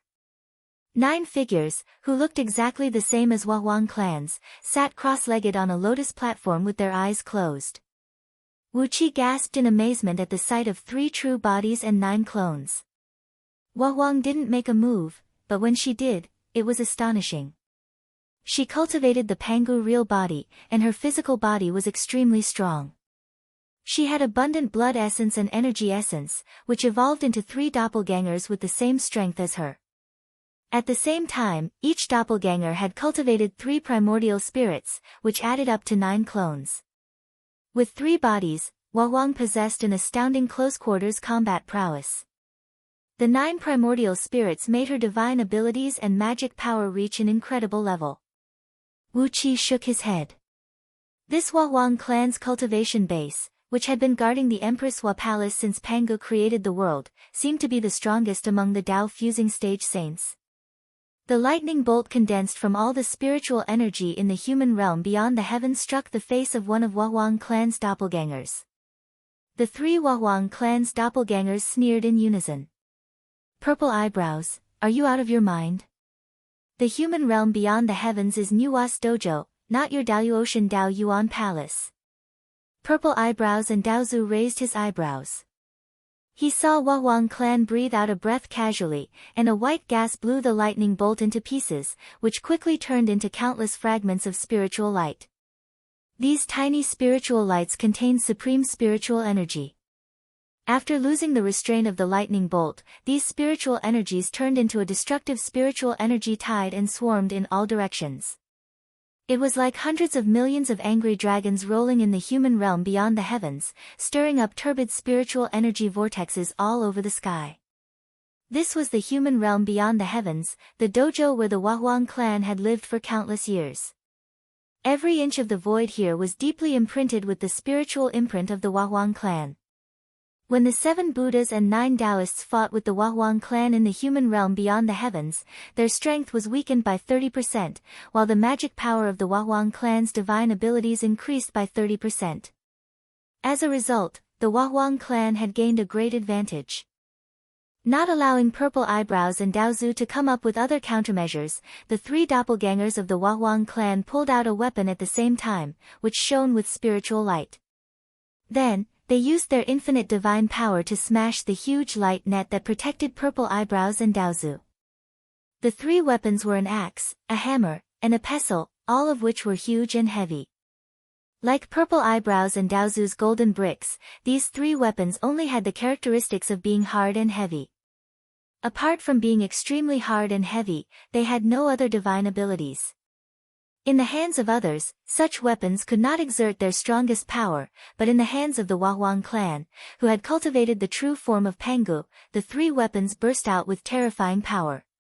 The light net that protected Purple Eyebrows and Daozu was smashed into pieces, and the three heavy divine weapons fiercely smashed Purple Eyebrows and Daozu's body. The miserable sound of bones cracking rang out incessantly.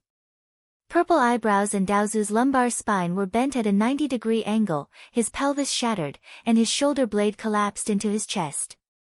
His whole body was beaten out of shape. Spurting out a mouthful of purple gold blood, Purple Eyebrows and Daozu's long purple eyebrows slowly spewed out a large cloud of purple mist, which wrapped around his body and flew backward. His body wriggled rapidly in the purple cloud and soon returned to his original appearance. However, his Taoist robe had been smashed into pieces. Obviously, he had suffered a great loss.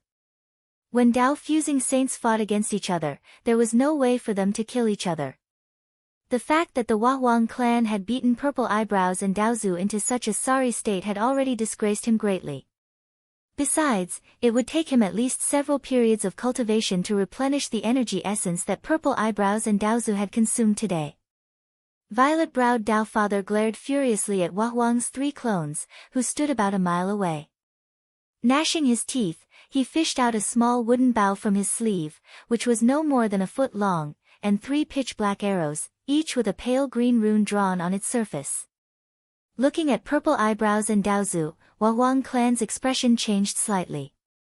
She sneered and said, "Isn't this the myriad poisons and curses soul-dispersing bow, Gu's natal magical artifact?" So, when Gu and a group of Chaos Fiend gods explored that secret realm, they all died, and that was your doing? Purple Eyebrows and Daozu gently stroked the bow in his hand and sighed with great nostalgia. Gu? I've long forgotten the name. Hee, such an extraordinary treasure, isn't it a waste to let it fall into the hands of those brainless fools? Ever since this treasure fell into my hands, it has made countless contributions to our Tao League. Contributions? Wahuang clan sneered and said. You mean assassinating countless Chaos Fiend gods who made things difficult for your Tao League? Looking at Wahuang clan, Purple Eyebrows Daozu said seriously, that's right. The rise of our Tao League is something you can't stop. The small wooden bow and arrow glowed with a faint light. Purple Eyebrows Daozu